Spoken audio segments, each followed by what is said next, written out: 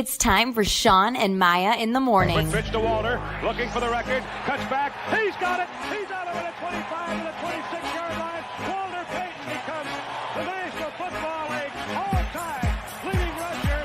Jordan, open, Chicago with the lead. The Chicago Bulls have won their 6th NBA championship. Chicago has won the Stanley Cup. Palmero over the head of Jenks. Uribe charges, throws, out! And the White Sox have won the World Series. A little bouncer slowly toward Bryant. He will glove it, throw to Rizzo. It's in time. And the Chicago Cubs win the World Series.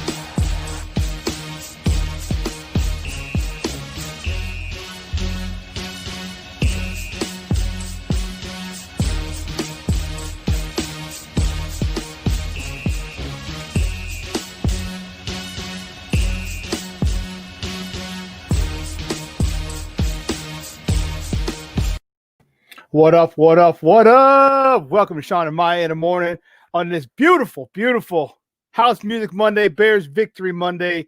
Guys, thanks for tuning in. I'm your boy, the Superback Shawn Sierra, and oh my goodness gracious, that we have a lot to talk about. Hey, listen.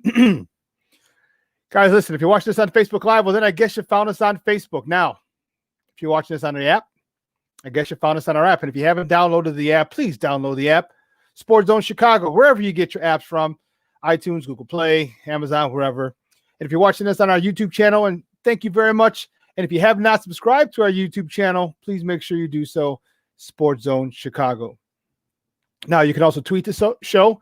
You can tweet us at SM_mornings or at SportsZone Shy, that's CHI, at SportsZone Shy. Now, if you want to follow me, just me, personally online, want to know what I did? Let me tell you what I did. Want to know what I did? Here's what I did. I made it nice and easy for you folks. Nice and easy. One handle for Facebook, Twitter, Instagram, Snapchat, the Snapper. All one handle at the Shawn Sierra. If you want to follow my lovely co-host, Maya Akai, you can follow her on Facebook and Twitter at the Sports Chica. And if you want to follow her on Instagram because you do it just for the gram, you just follow her at Maya_Akai. That's MAYA_AKAI.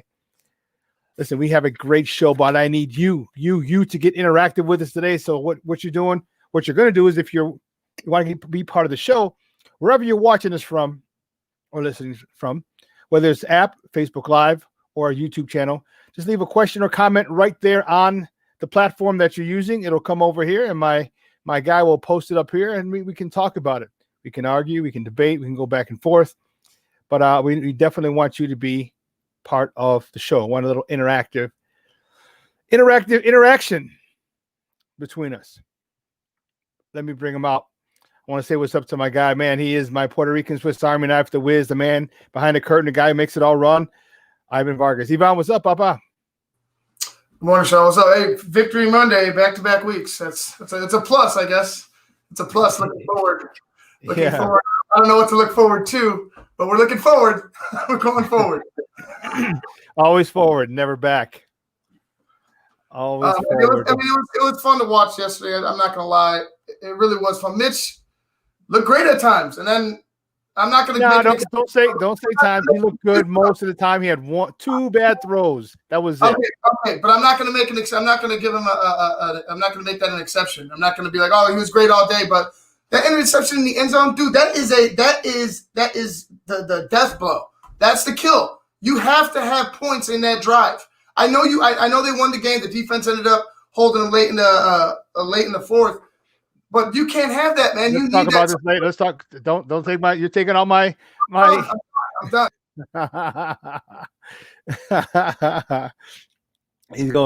He's fired up. He's fired up like we were, like all of us were. Look at, we got Miguel. Bear down, baby. You know it. Listen. Was I lying? I'm telling you, we got a great show for you. Besides the usual suspects. At 9 o'clock, we know we got my guy, Joseph Phillips from the Chicago Crusader, who's going to come on and sit down with me for the first hour of the show during our top of the morning segment. But at 10 o'clock, we welcome Beth Mishler-Elmore. She covers the Bears for Heavy.com. She's coming on. We have a lot to talk about with the Bears. Then right around just before 11 o'clock, my guy, Kenneth Davis, will take the baton from 10 to 11. From 11 to I don't even know where I'm going. Kenneth Davis from 10 to 11. Okay. We're gonna welcome Beth at 10. Then just before 11 o'clock, Jason, our boy Jason Palmer, he's gonna come and sit with me for the last hour of the show from 11 to 12. And then 11 o'clock, we have Dan Wetzel from Yahoo Sports. We're going to talk about this college football playoff. There's a college football playoff. It's set. Some people are happy. Some people are pissed. So we're going to find out. We're going to see, did the committee get it right? So 11 o'clock, we're going to talk to Dan Wetzel from Yahoo Sports. And then 11:30, we're going to have my guy, a good friend of mine, even though he is a former Fenwick Friar, but he is the University of Illinois, former Fighting Illini, and he's an NFL alum. Played most of his career with the Buffalo Bills, and I won't choke like the Buffalo Bills. But Marcus Sullivan is going to come on and talk with us. We're going to talk about this new hire, the new hire at the University of Illinois. Is he happy about it? Is the Illini Nation happy about it? I don't know. We're going to see. But I wanted to get the insight from a former Illini himself and a good friend of mine, Marcus Sullivan. Man, did I just tell you? I just did tell you we had a good show, and you don't want to listen. But listen, anyway, we gotta get it cracking. Listen, let's get it started.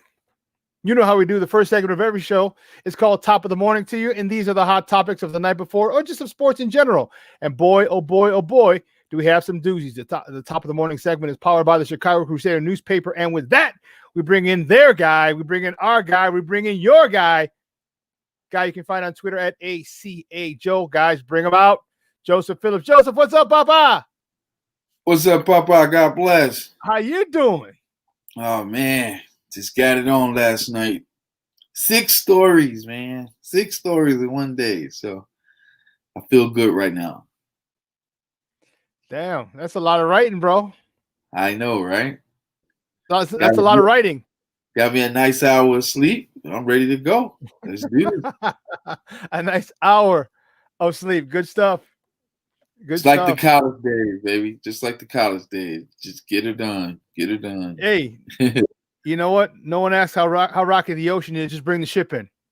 You know what I'm saying? That's it, baby. That's it. Victory Monday. Let's go.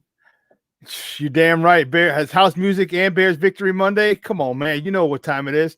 Well, guys, the first top of the morning topic, you know what it is. We're not even going to bull jive you. The Chicago Bears beat the Minnesota Vikings 33-27 yesterday up in the Purple City. Mitch Trubisky, 15 of 21, 202 yards, tutty, a pick, ugly pick, and a 97.7 quarterback rating. But the story of the day was he was the star of the game, in my opinion. David Montgomery, 32 carries, 146 yards, 2 tutties. And you know what? It seems like they found an identity. Too bad they found it so damn late in the freaking season, because you could have got about, I might say maybe two more, maybe 3 more wins, if not more, out of that 7-game losing streak, if you decided to adapt this as your identity. Now that this running thing, run first. This is a crazy idea. I wonder if anyone had ever said to the Bears, you need to run the ball more. I wonder if anyone ever said that to them. Oh, Joseph, give me your thoughts, baby. Bears win.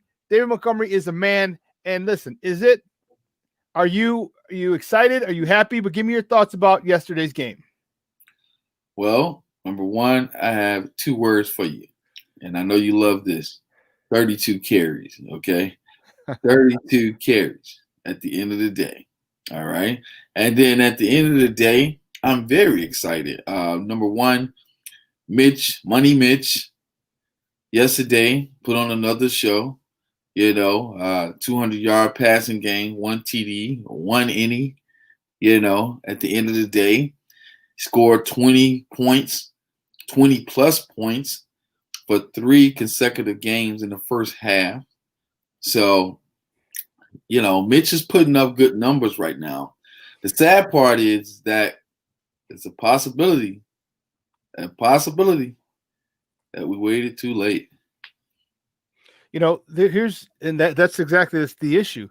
And here's the thing is like, you have a quarterback who's playing very well right about now. And it's unfortunate. unfortunate that it took this long. You know, we've been screaming for this forever. Run the ball, run the ball, run the ball. But you know what? Matt Nagy wanted to, he wanted, again, be this man of the room. He wanted to bring his offense, his Kansas offense to Chicago and blah, blah, blah, blah, blah, blah. And, not use the tools that were here. Okay. And that's the biggest issue. And Matt Nagy finally stepped out of his way. And I don't know. What do you think? Do you think that his coaching mortality caused him to change because he realized that it wasn't working and his ass going to get fired? But if he gives it to Bill Lazor, at least he might have a scapegoat, but at least give it a chance. Give the team a chance to win. And now we're running the ball like, man, we are running the ball like crazy. Eating up the clock, wearing down defenses. Why do you think Matt Nagy finally switched and gave play calling to Lazor? See, Matt Nagy actually became the guy who brought all the groceries in the room, and he let them spoil. Okay? Mm-hmm. You didn't put the groceries up. You got a lot of frozen foods in the bag, and you didn't put them in the freezer. Now they're defrosting. Now they're molding. Now they're smelling bad. And guess who has to take out the garbage? Matt Nagy. And he's in a situation where he's depending on his assistant coaches to save his job. But in actuality, all fingers are pointing back to him, including Mitch Trubisky. Mitch Trubisky, I think it was 2 interviews ago. I think it was last Sunday. He was like, hey, they asked him, they says, have you ever went to Coach Matt Nagy and asked him to tailor the playbook according to your strengths? He says, I do it all the time. Now, do they listen to me? No. Okay. I don't think he said exactly that, but that was that's what he meant. Word for word. It came across clear as that, but he has not exactly what he said. Yeah, but I'm breaking it down Southside Joe style. Okay, Southside Joe, I got you. He just told him pretty much like, I've been begging this guy for 2 years to tailor the playbook according to my strength, and he never listened. And now Bears fans have to suffer for it. We have to watch a team who's supposed to be better than 7-7 pretty much finish off their season with the possibility of going 8-8 again. Okay? Mm-hmm. And this is a really sad deal because it puts us back in that situation as tweeners. And you know what I say about tweeners, Shawn? Yep. Oh, yeah. They're not good enough to win the championship and not bad enough to get the first round pick. We're stuck in the middle, which is where we don't want to be. So all I can say is to Bears fans, let's just enjoy whatever happens at the end of this season, whether the Bears win out and go to the playoffs or Bears win against Jacksonville and then lay an egg against Green Bay. But I have confidence in the team now because at least they do have some type of identity. And there's a possibility they probably beat Jacksonville and Green Bay. Oh, that's a strong possibility. I think that, Jacksonville's got, they're just horrible. They're god awful. They have the number 1 pick in tow. If they lose out the rest of the games, so they have, and right now, because the Jets beat the LA Rams yesterday, they have one win also, just like Jacksonville, but Jacksonville has a tiebreaker for whatever reason. So Jacksonville has the number 1 pick right now. Jacksonville definitely, I believe they truly want Trevor Lawrence out of Clemson. So it would behoove them to make a couple of their starters unavailable due to them being on the injury list. I'm just saying, because if this is where you want to be and you want to rebuild that franchise, you're going to need a quarterback, period. And I'm not saying that you can't get another good one. There's a couple other good ones in the draft. But if you have a chance to get Trevor Lawrence, I think you're in the driver's seat right now for Trevor Lawrence. You're in the driver's seat. You lose your last 2 games, you're good. So it means next week against the Bears, they lay an egg. Then the Bears have to go up against Green Bay. Now, is Green Bay going to be playing for anything? That is going to be the question. That is the key question, because if they're not, they might not play a lot of their starters or not play them for very long because you just don't want them hurt. Okay, you got Green Bay is 11-3. If Green Bay wins next week, they're 12-3. Okay, if Green Bay wins next week and they're 12-3, they have nothing to play for. They have the best record in the NFC. Right. Home field advantage will go through Green Bay. So the last game against the Bears literally means nothing. Right. All this is an opportunity. So there's a chance that a lot of those guys, the Green Bay Packers, could be resting. So yeah, Joe, there is a legitimate shot for the Bears to make the playoffs. They have to do their part. They need help from Arizona. Arizona was not very helpful yesterday. Arizona beats Philadelphia 33-26. That we need Arizona to lose one game. We have to win out, and Arizona has to lose one game.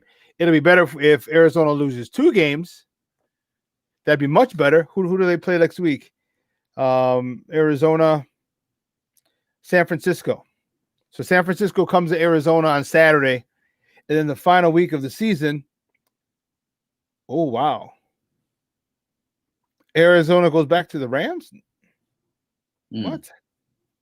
Oh, yeah, because the Rams just lost to Jacksonville. Yeah, so Arizona goes to the Rams the last week of the season. So that's Arizona's 2 games. We'd like for them to lose 2, but just give us 1, and we went out. We're in the playoffs.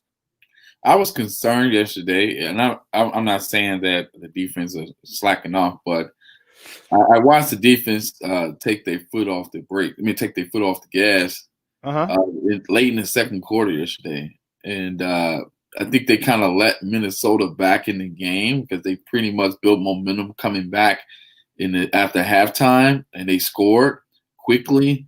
And I think that's what made the game a struggle yesterday. And I think because we were up by such a nice margin that the defense kind of relaxed a little bit, And I just hope we don't do that in these last 2 games because we need our defense to play all 4 quarters. We can't take a 2-quarter performance, even though they made some big plays yesterday eventually to help win the game. But we wouldn't have been in that situation in the first place if they wouldn't have took their foot off the gas. I think they're definitely a bend but don't break defense. But they've been giving up a lot of yards, and let's not forget Khalil Mack has been playing hurt. They are out with a couple of their starting corner, Jalen Johnson. We are out with Buster Screen. He's our our slot, our nickelback. So they were down a few. Okay, and let's not forget Roy Robertson Harris, who's at left defensive end. He's out as well for the season with a torn pec, I believe. So or his shoulder, one or the other. But anyway, he's out for the season. So we are down a little bit, and it happens in the NFL season. At the end of the year, you're gonna lose guys to attrition. It's just the way it is. That's the nature of the beast. But when they stepped up, they were huge. When they stepped up, they were big time. Khalil Mack. This guy is just something else. He's playing with a messed up shoulder, a sore shoulder. And on the one play where that they needed him, he's busting through there. He's causing pressure on the quarterback, with a bum shoulder. This guy is worth every penny that they're paying him. Even though he doesn't make as many plays as we want, he affects and he causes a lot of plays because people have to change course, reverse field because of what he's doing or where he's at, and then someone else will come in, make the tackle, make the play. And so you have to look at the film when you watch this. You watch a Robert Quinn, you watch a Khalil Mack. Yeah, their numbers, the sexy numbers that they have that you look for, the sacks and the pressures aren't where you'd want them to be. However, there are a lot of other things when they're allowing people to get tackled for losses because they bust through the line of scrimmage, or they get pressure and someone has to step up and they get tackled by someone else. Well, that doesn't get shown in the stat book, but they'll end up making plays because of their penetration, because they've disrupted the offense. And unfortunately for them, there aren't stats for, causing someone else to make the tackle. So, if you're sitting there looking for the big sack numbers and you're disappointed and you're saying Robert Quinn's a bust, Khalil Mack is struggling, then you just don't know football. It's literally that simple. You just don't know football. You're a meathead football fan who just doesn't understand it, because what these guys are doing, you talk about being a team player, that's being a team player. When you sacrifice your body and you do your job and someone else makes a tackle, it happens, because when someone else does their job and gets taken out and allows you to make the tackle, it's the same freaking thing. So, yeah. Hey, Shawn, and to add to what you're saying, there's a difference between being a team player and pretty much carrying the whole team. And like I said, the defense, I don't know, sometimes what I'm starting to see, and it concerns me, that mentally, I'm not saying they reached a breaking point, but they have been rejuvenated in the past 2 games, but I still think there's some fatigue there. There could be. Joe, I follow you. I agree with you. I mean, look how long they've been on the field all year. I mean, how many times did the Bears go 3 and out? 6 in a row, seven series in a row, 3 and out. Man, the defense gets tired. What happened yesterday? Six possessions in a row, if you don't count the end of the half one where they just kneeled or whatever. 6 possessions in a row they scored. Mm-hmm. That's a whole different ball game. That's a whole different ball game. That's a whole different thing. So the defense should be well rested, which leads to the next question: why are they still giving up so many yards and points while they're rested? Because their offense is giving them points. Their offense is giving them points. 30 plus or over 20, I think 30 the last 3 weeks, or at least the last 2 weeks for sure. But it might be the last 3 weeks. 30 points. 3 weeks straight. 30 in a row. 3 in a row. So why are we having shootouts with our quote unquote Super Bowl defense? They got to get their act in gear. And I know, again, some people were out, but damn it, you can't let people go up and down the field on you. It looks like we're built for a shootout, but we're not built for the shootout with one of the big boys. We're not ready for a shootout with one of the big boys. And to beat the big boys, we're going to need a great defense, and we're going to have to score some points. So, I'll go ahead. Mm-hmm. The Vikings got the number, like they got a top 10 offense. I mean, that's you could understand when big plays happen on the field, because I mean they are good, but the way that they drove down the field at some of those times, it was just too easy. Right. The tackling wasn't there. The coverage, sometimes it looked like guys were just wide open running down the field. It looks like there was a miscommunication. It's too many times in the recent weeks, ever since the Packers game. I'll say the Packers game, maybe even the last Vikings game. Mm-hmm. You just saw the defense continue to digress. You saw things that you didn't see in the first half of the season start to happen. And Joseph, I think you're right. It could be fatigue. I think that's a huge part of it. But you got to think, maybe these guys are just done. Like maybe these guys really are just done. Maybe one side of the ball is done with what the message is. Right. You know what I'm saying? Maybe it's that. We talked about in baseball with Joe Madden. Maybe the message is washed after 10 years. Well, maybe Matt Nagy's message is washed because you've seen him be one guy, then try to be another guy, and now he's trying to there's too many masks with Matt Nagy. You don't know who he is. We just found out, hey, surprise everybody, the Bears are a running football team and they play defense. That's what they do, if you didn't know that. So for me, I just feel, Joseph, I feel like part of that is correct, and then I feel the other part is maybe they're just done with Matt Nagy. Right. And to add to what you're saying, Ivan, the record may say 7-7, and that's 14 games. But to the defense, they feel like they actually played 28 games, okay? Because they're on the field so much, they feel like they average 2 games a week. I hear you, but you know what? Once your offense starts showing up, that's what you wanted. This is, as a defense, this is what you wanted. There's no, and I get that you had to carry this offense for a long time, a couple of years. But you know what? That's what a team does. Okay, that's what a team does. And not every time is let me put it this way. You got what you want at defense. You got your offense is putting up 30 points 3 straight games. But yet they've been in close games 3 straight games. Okay? So now it goes back to the defense. It falls squarely on the shoulders of the defense. Okay. What excuse? And there's some legitimate ones. We're talking some guys are hurt. Okay. The miscommunication where Adam Thielen's wide open in the end zone for the touchdown. That was just poor communication between Duke Shelley and the other cornerback. I can't even think of who the other cornerback was. Huh? Kendall? Oh, Kendall Villador. Kendall Villador. It was just poor communication. They both went on the flat. As Adam Thielen went straight up the field. Well, some guy was supposed to sink. The other guy was supposed to have deep. So if it's a cover 2, well, depending on how they use it, on how they do it, the corner could have sank, and then the nickelback could have been out and covered the flats. But nonetheless, they both went to the flats, and Adam Thielen went wide open. That's just bad communication between young guys who haven't played very much, and that's got to stop. That's got to stop. If I'm the coach, I'm ripping their ass in meetings. I'm ripping their ass, and just laying in. This cannot happen. This cannot happen ever again. Miscommunication now, because every game is a playoff game for you guys, for us, the Bears. This cannot happen ever again. And if it happens again, you will not play. And you just have to. You've got to be a sense of urgency. That's the thing that I want to see now. There's got to be a sense of urgency with this team, especially with this defense. So hopefully Jalen Johnson comes back next week. That'll be huge. Hope Buster Screen can clear concussion protocol. That'll be huge. So they got to get some guys back. And if they can, it might be a different story.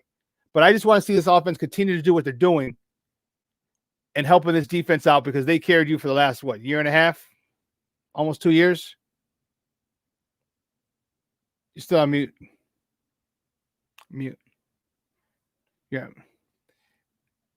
Yeah, I was just saying, if I was the Bears, if I really want to just put a lot of concerns to bed, I'll go sign Allen Robinson, give him a contract, get it over with, and bring back Mitch Trubisky for 1 more year or 1 or 2 more years, Let them play it out. What I'm saying is that the fans aren't stupid, okay? We know what's going on here. The coach has been exposed. The offensive line has gotten better because the coaches didn't properly evaluate who they had in-house. Yep. The defense is tired because they've been playing elite for the past 2 years. This is not your Brian Urlacher's defense. This is not your Mike Singletary defense. This is the new and improved the Roquan 2019 Chicago Bears defense. And it has a 2-year expiration date on it. Okay? So, what do? You got to make the fans happy. You got to bring Mitch back with this offensive line, James Daniel in addition. Maybe bring Laser up as the coach. Okay? I don't know if they're going to do that, but bring him up as the coach. They probably get rid of Adam Pace. Is it Adam Pace? Yeah. Ryan. Get rid of him. Ryan Pace. You're thinking of Adam Gase. Adam Gase and Ryan Pace. Oh, I need some sleep. But at the end of the day, get rid of Ryan Pace. Then they probably need to reevaluate Coach Nagy and see if, over these next 2 years, are you going to give up play calling? Don't ever touch play calling again. We just need you to be the coach. Just keep your grubby little fingers off of him. And if he does, and I'm good with it. If that's how they keep him, okay, then I could take a Matt Nagy when he's not calling the plays, as long as we can continue to have Bill Lazor calling the plays, because he's made some tremendous strides with Mitch Trubisky. He's made Mitch Trubisky more than adequate. And you see he's maximizing Mitch's skill set, and that's all you wanted. They're putting up 30 points a game the last 3 weeks. What more do you want? If an offense puts up 30 points, you should be able to win. So right now they're sitting pretty with what Matt Nagy's doing. It's got to be killing him, because he wants to call the plays, but he also wants to be a head coach. And if calling the plays detracts from being a head coach, then you better get rid of calling the plays. So I think he was trying to yell some plays from the sideline yesterday. I wouldn't doubt it. I was like, what are you doing? No, I saw them run the ball and a couple of kids like, no.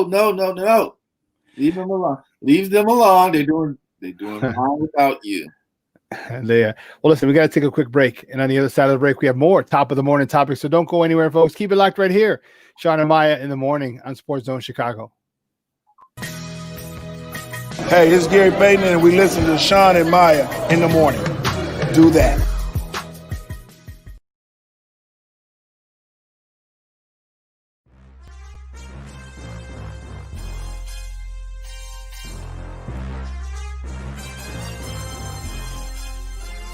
BoomerNaturals.com presents the Sports Flash on 1330 and 95.9 The Zone. The Bears are showing signs of life. 1st and 10 from the 14. Trubisky under center. Jimmy Graham in motion to the right. Handoff Montgomery. Jump cut to the right to the 10 to the 5. David Montgomery touchdown. A 14-yard touchdown by David Montgomery. Bears radio with the call in Sunday's 33-27 victory at Minnesota. Chicago 7-7 overall, 4-3 away from home. They've won 2 in a row and remain in the hunt for a playoff spot. Big day for David Montgomery. 32 carries for 146 yards, 2 touchdowns. Quarterback Mitchell Trubisky, 15 of 21 passing for 202 yards. He connected with Darnell Mooney for a touchdown reception. Trubisky intercepted once and sacked once for a loss of 4. This update brought to you by the Score app. Download the free Score app today. It's one of the most popular sports apps in North America. Chuck Sanders, that's the Sports Flash, 1330 95.9 The Zone. I worry about lots of things. My finances, my grandkids. If you're 65 or older, you have enough things to worry about. Pneumococcal pneumonia shouldn't be one of them. Even healthy adults 65 and older are at increased risk for this potentially serious bacterial lung disease that can disrupt your life for weeks. Help protect yourself with the Prevnar 13 pneumococcal 13-valent conjugate vaccine, diphtheria CRM 197 protein. Prevnar 13 is approved for adults to help prevent infections from 13 strains of the bacteria that cause pneumococcal pneumonia. Prevnar 13 does not protect against all strains of the disease. Don't get Prevnar 13 if you have had a severe allergic reaction to the vaccine or its ingredients. Adults with a weakened immune system may have a lower response to the vaccine. The most commonly reported side effect was pain at the injection site. For additional common side effects and full prescribing information, please call 1-866-694-9300 or visit Prevnar13.com. Ask your doctor or pharmacist about Prevnar 13.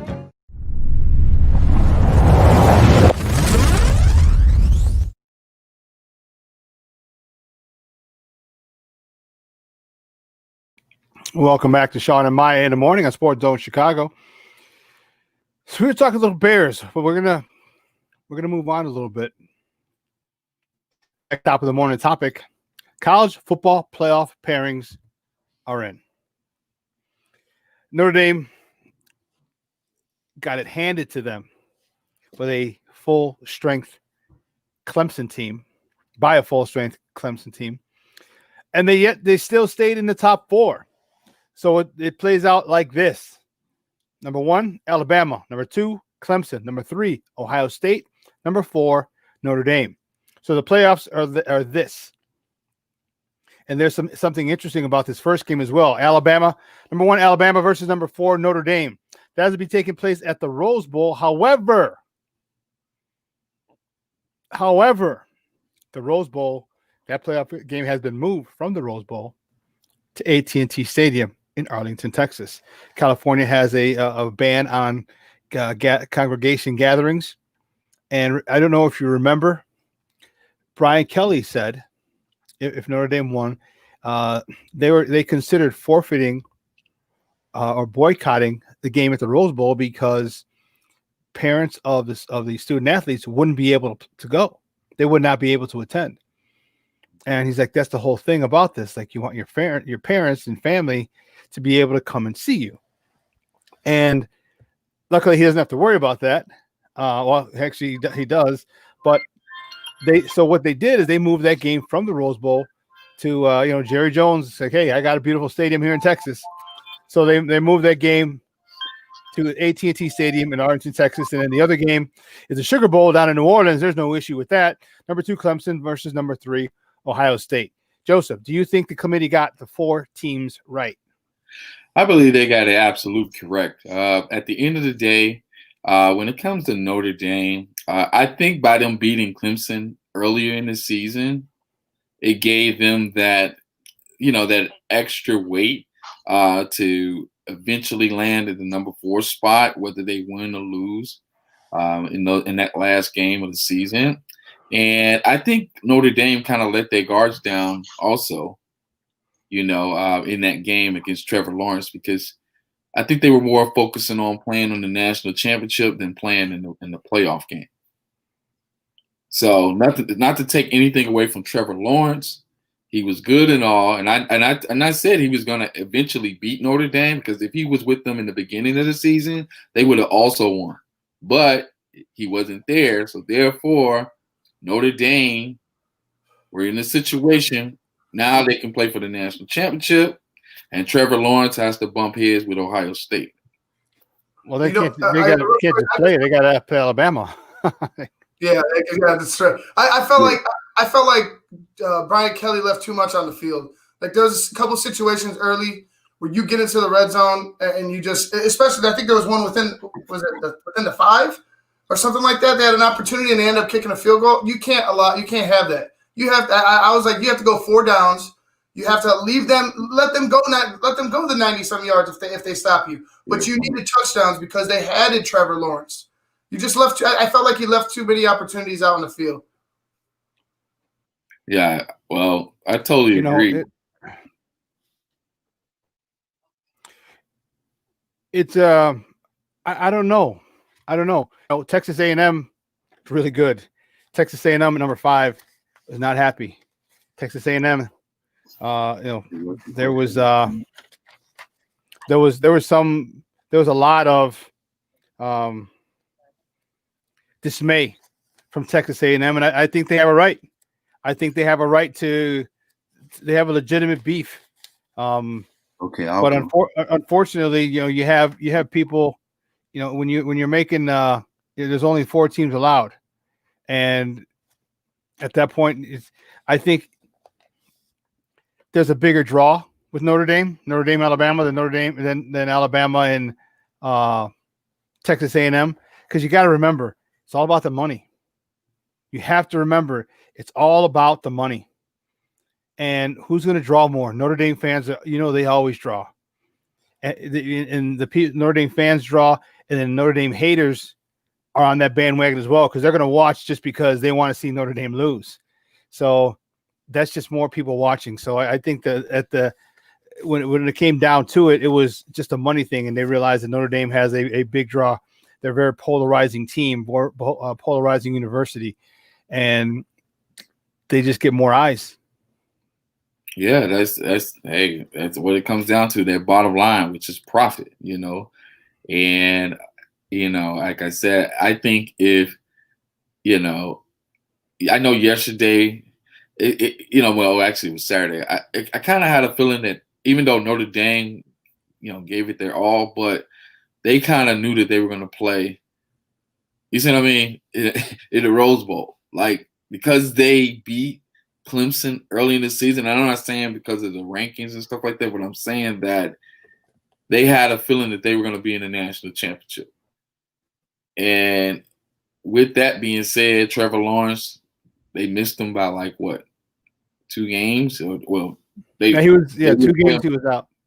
Yeah, 2 games he was out. So he came in, he did what Trevor Lawrence does, and he got the victory. But now Notre Dame will get the shine. So they have a chance to upset Alabama. And I'm not saying they will. I'm just saying that they've been put on the national stage and given the opportunity not only to generate more revenue, but probably pull off a big upset in college football history, Yeah, I don't know if Notre Dame's going to get past Bama. They got some just that might be wide receiver right. They're just turning out wide receivers and run. I don't know if Notre Dame can handle that type of speed and talent, and but the next game comes to Ohio State. Ohio State was in a Big Ten championship game, and it was a close game on Saturday with Northwestern. Northwestern had more than enough opportunities to take control of that game, and they didn't. You got to credit Ohio State with holding them with keeping them from extending the lead because Northwestern was up and they were scoring field goals instead of touchdowns. That was huge. If you're able to stop a team from scoring touchdowns and just leave field goals, you put yourself in a good spot. And then Northwestern, they just got tired. You saw the mass and the weight of the big offensive linemen of Ohio State just impose their will on the defensive front, the front seven of Northwestern. It just wasn't pretty. You know, I've seen it. I've been there. I'm usually on the offensive side of that. I was during my playing days, and I've seen when teams are just fatigued and tired, and they want to, but they just can't. And that's exactly what happened. That's exactly what happened. What happened to Northwestern? Yeah, mm-hmm. Yeah, it's unfortunate because it seems like they kind of catered to Ohio State this year. I don't know, far as just like the way that matchup happened. I don't think Northwestern wanted to play them. They were to play someone else, and when you find out, we got to play these guys. Physically, I don't think they were prepared for them. Mentally, they tried to put up a fight, but as you always say, Shawn, you got to have the resources in house to compete, and it's almost like Catholic League versus public league in some scenarios. You get in Catholic League, sometimes you get offensive linemen from Europe. Throw them in the lineup. You don't know where this kid come from. He's probably been lifting weights, since he was 12. You don't know. Bottom line is, it's just a big difference, Yeah. And you saw that on Saturday. Yeah, you did, and it was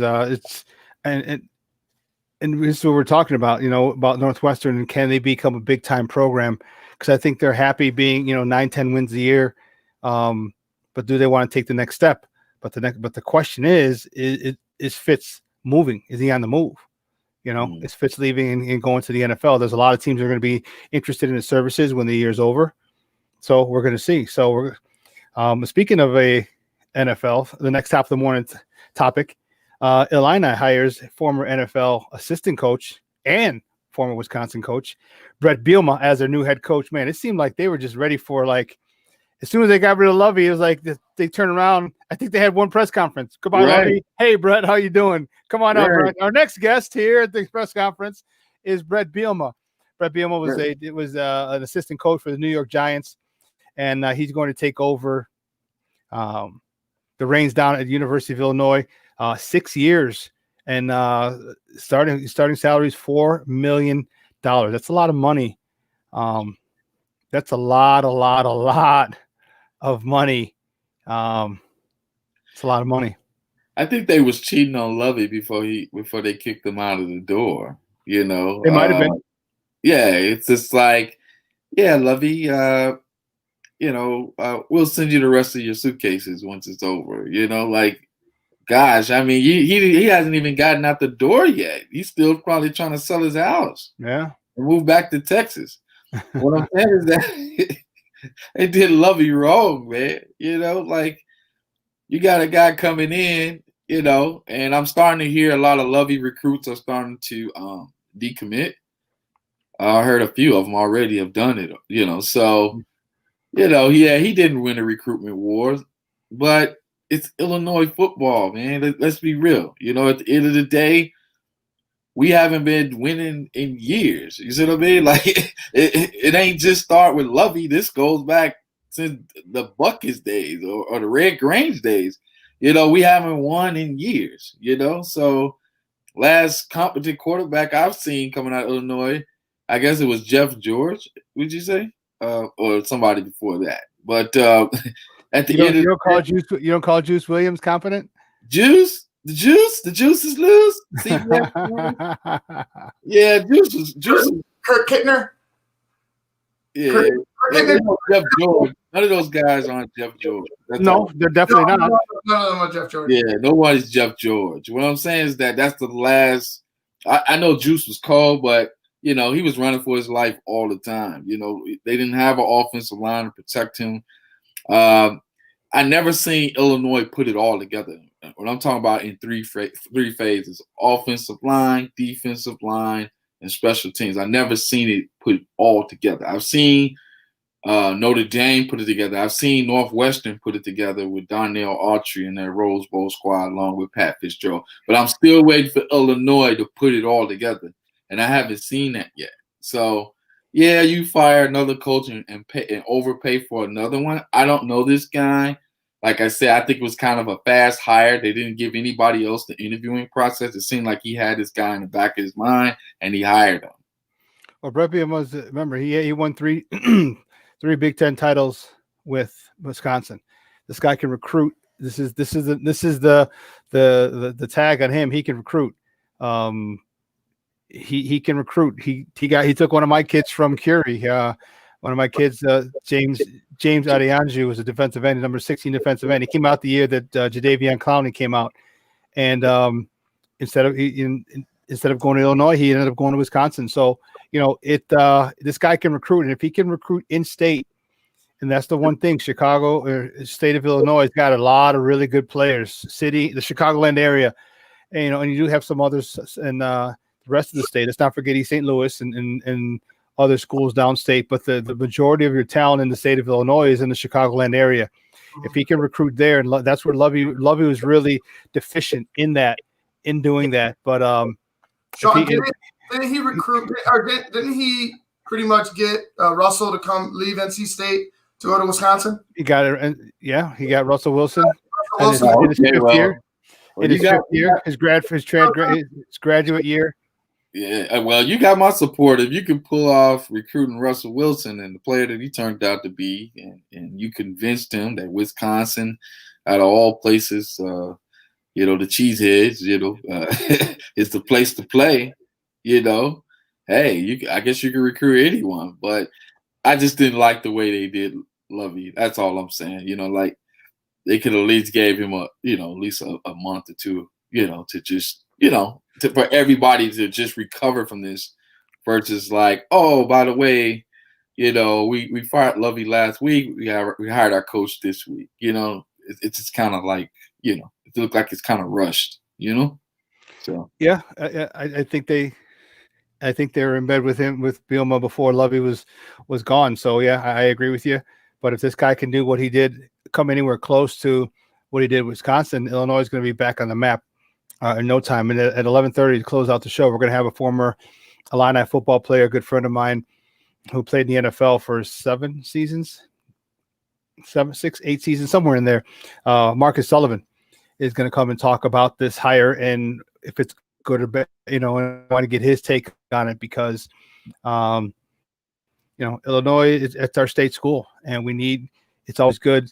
You're right, Joseph. They've been down for years. And I love Illinois. I love Illinois, man. Like I've been watching them play for years. Like if the football team sucks, I go watch the basketball team. Okay? And now the basketball team, we're kind of a little overrated because we keep losing to, lower ranked teams. But like I said, it's just time out for the whole, putting your pal in the coaching position. I don't know what's his relationship to AD and him, but I just thought they did Lovey a little bit bogus, just the way they did it. They should have showed him a little respect, I mean, they gave, they mutually agreed, and we know they didn't mutually agree. They know they fired him, but I didn't think they did him that bad. I just think that he just couldn't win.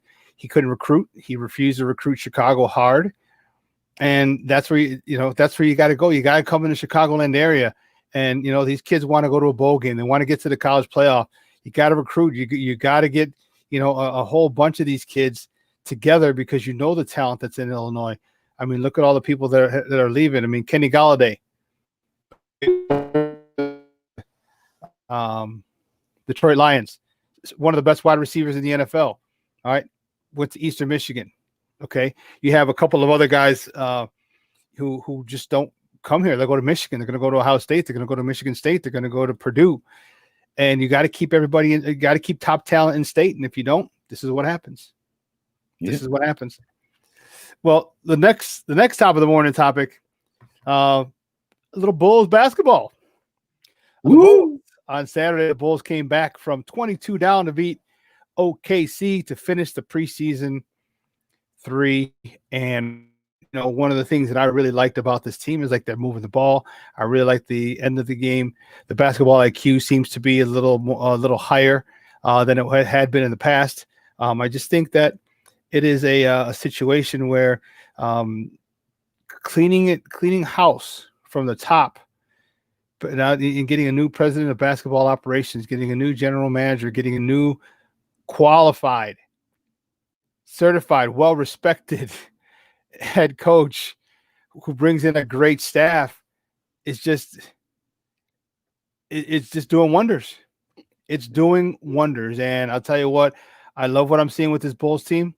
I love what I'm seeing from Kobe White.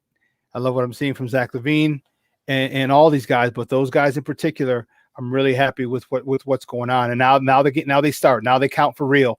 Playoff, preseason is nice and it's cute, and 3-1 is awesome, and we can get all happy about it. But now the chip table, find out. Yeah, that's true. And I heard something that was said by Garrett Temple. He says, I've been watching the team play, and they play very well. They play very hard.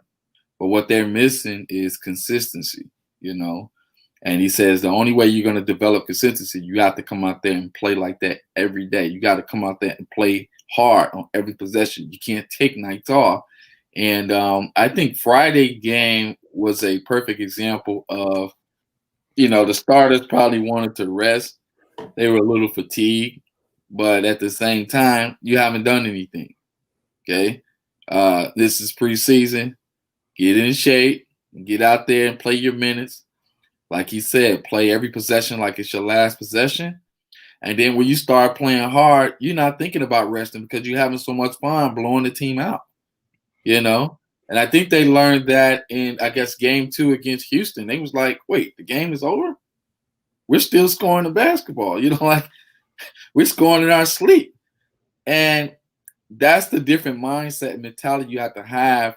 You have to get away from that Jim Boylan mentality where, we're going to go with 1 or 2 plays that work. And then when that doesn't work anymore, we go back to being sorry. You can't do that under Billy Donovan. He's going to look for consistency on every possession. And if you're not giving that, you're not going to play. You're right. You're right. And I think that's the respect that he commands. And this team needed a leader that they can look up to, a leader that they can respect. And I think they got one. They got one, I think, because the president of basketball operations is a man that they can respect. In our I'm not so sure about the GM, but as far as respect in the league, he knows he's connected. Working for Nike, he knows plenty of the players and the representation, but that's not in a basketball sense. That's in a marketing sense. So I'm gonna skip over Mark Eversley, but so you got a guy you respect in Arturas Karnisovas, and then you got a guy that you respect in Billy the Kid, Billy Donovan, and his assistant coach Maurice Cheeks. You have a lot of people there who have a track record and a resume that you can put up against anybody.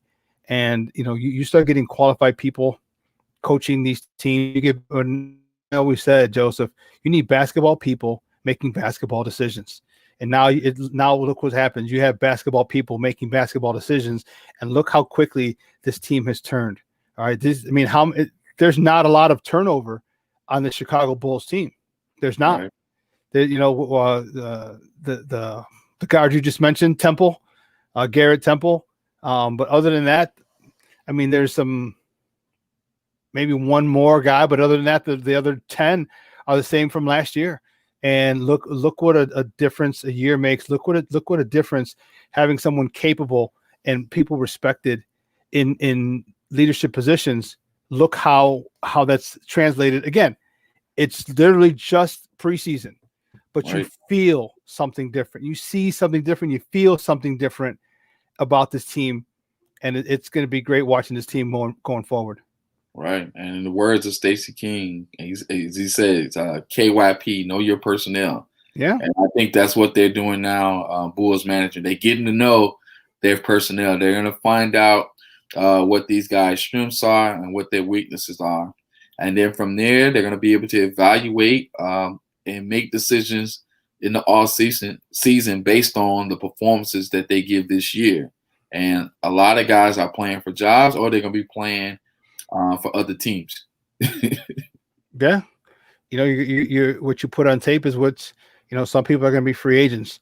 And if you're not playing for the Bulls and you're not in the Bulls' long-term plans, well, there's 31 other teams in the association that you have tape that are going to want to see your tape when it's all said and done. So you need to make sure that you put your best foot forward. Everyone's, you know, there's no slack. You know, you just don't take it easy. There's no dogging it. This Billy Donovan will not allow it, and that's the culture that he's created in just a month and a half. That's right. I think it's great. Right. I think it's great. Right. You can't just play 2 quarters of basketball and then take a break, you know. So. Yep. Hey, well, listen, we got to take a break. Joseph, thanks, Papa. We appreciate it. We'll see you on Wednesday, all right? All right. God bless you guys. All right. Guys, that was our guy, Joseph Phillips from the Chicago Crusader newspaper. But we got to take a quick break. And on the other side of the break, we're going to switch gears. We're going to talk more Bears football right here with Beth Mishler Elmore from Heavy.com, and she covers the Bears for them. So don't go anywhere, folks. Keep it locked right here. Shawn and Maya in the morning on SportsZone Chicago. Hi, this is George Iceman Gervin. I listen to Shawn and Maya in the morning. 012.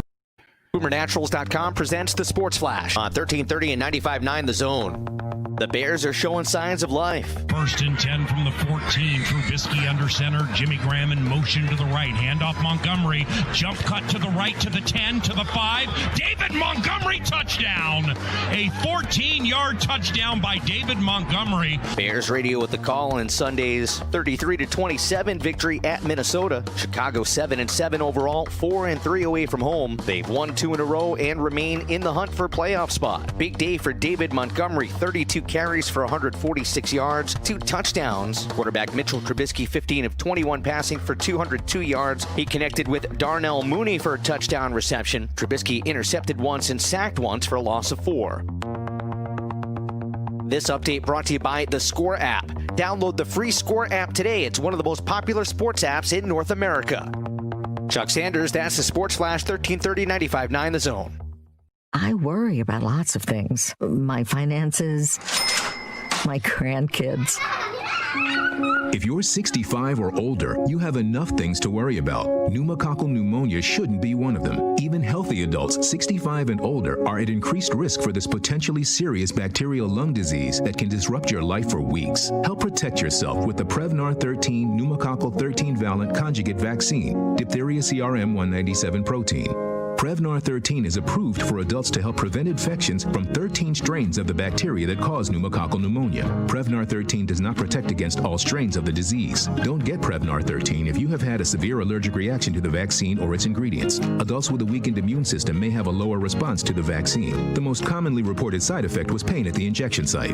For additional common side effects and full prescribing information, please call 1-866-694-9300 or visit Prevnar13.com. Ask your doctor or pharmacist about Prevnar 13.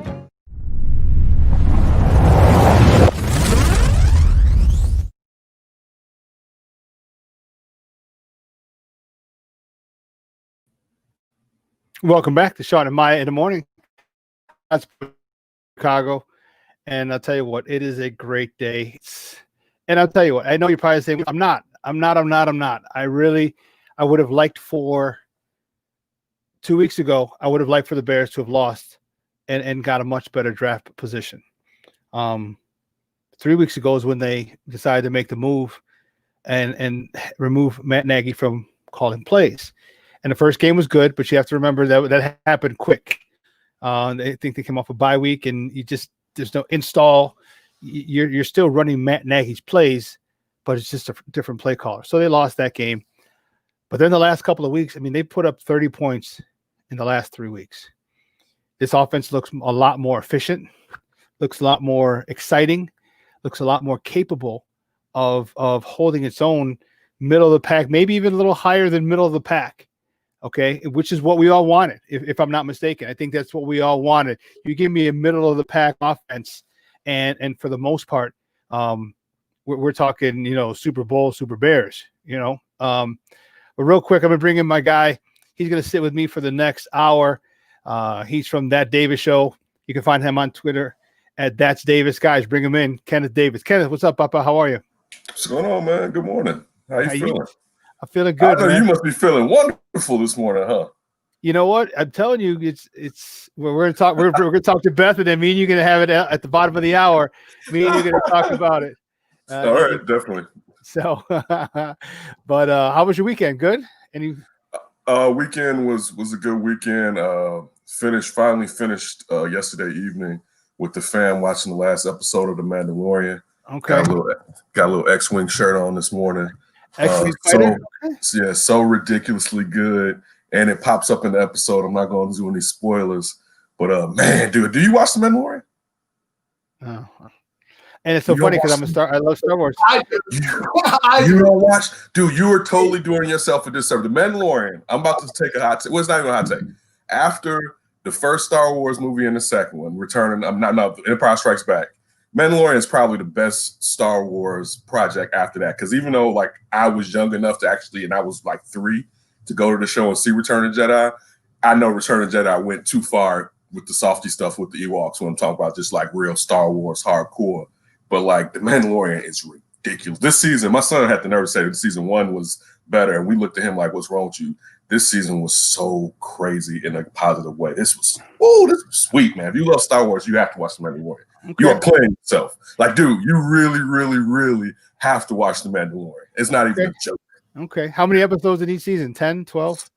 I feel like it's probably about 10 episodes. Okay. I feel like this season may have been a few more because I watched it again. Like I tell you, for the last 4 months, I get up in the middle of the night. So I get up around 4. So I got up at 4 o'clock this morning, watched the rest of the end of Drink Champs with Pharrell Williams. And then I was like, let me watch this Mandalorian again because I know I need to see parts of it. And it was banging again. It's hard. It's hard. At the end of it, it hits your heartstrings a little bit. But that's all I've seen is everyone's saying they're crying and people posting on Facebook and they're crying. So I'm like, I have no idea. I thought that. Well, I won't even say that part because it'll be a ruiner. It'll be a ruiner. I won't even ruin it. I won't be a ruiner at all. But yeah, it was. Woo, man, it was hard. I know Beth got something to say about it. Shout out to Ken for not being a ruiner. I'm not gonna be a ruiner. Because nobody ruined it for me. I saw people got emotional. So going into it, I had a certain thought of what was going to happen, and it didn't take place. Well, our next guest is she covers the Bears for Heavy.com, and I can't wait to hear her take on this newfound identity that the Bears have, shoving it down people's throat. 40 carries, 40 rushes. That's what I'm talking about. She, as I said, she writes for Heavy.com. You can find her on Twitter at Beth Mishler Elmo. Guys, welcome back to Shawn and Maya. Beth Mishler Elmore. Beth, how are you? Hey, doing all right. Actually, a little better than all right. I'm feeling festive and bear down. I see your bear sweater. I see it. Yeah.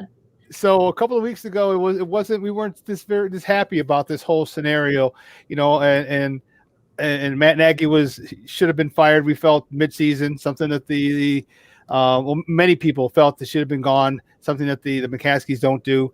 We had no identity. He's still talking about we got to find an identity, and he gives up play calling. And Bill Lazor says, "Oh, here's the identity. It's been right here the whole time. It's number 32," and he's having one hell of a stretch right now. How surprised are you? Are you more surprised that they're able to do this now, or are you more surprised that it took them this long to do this now?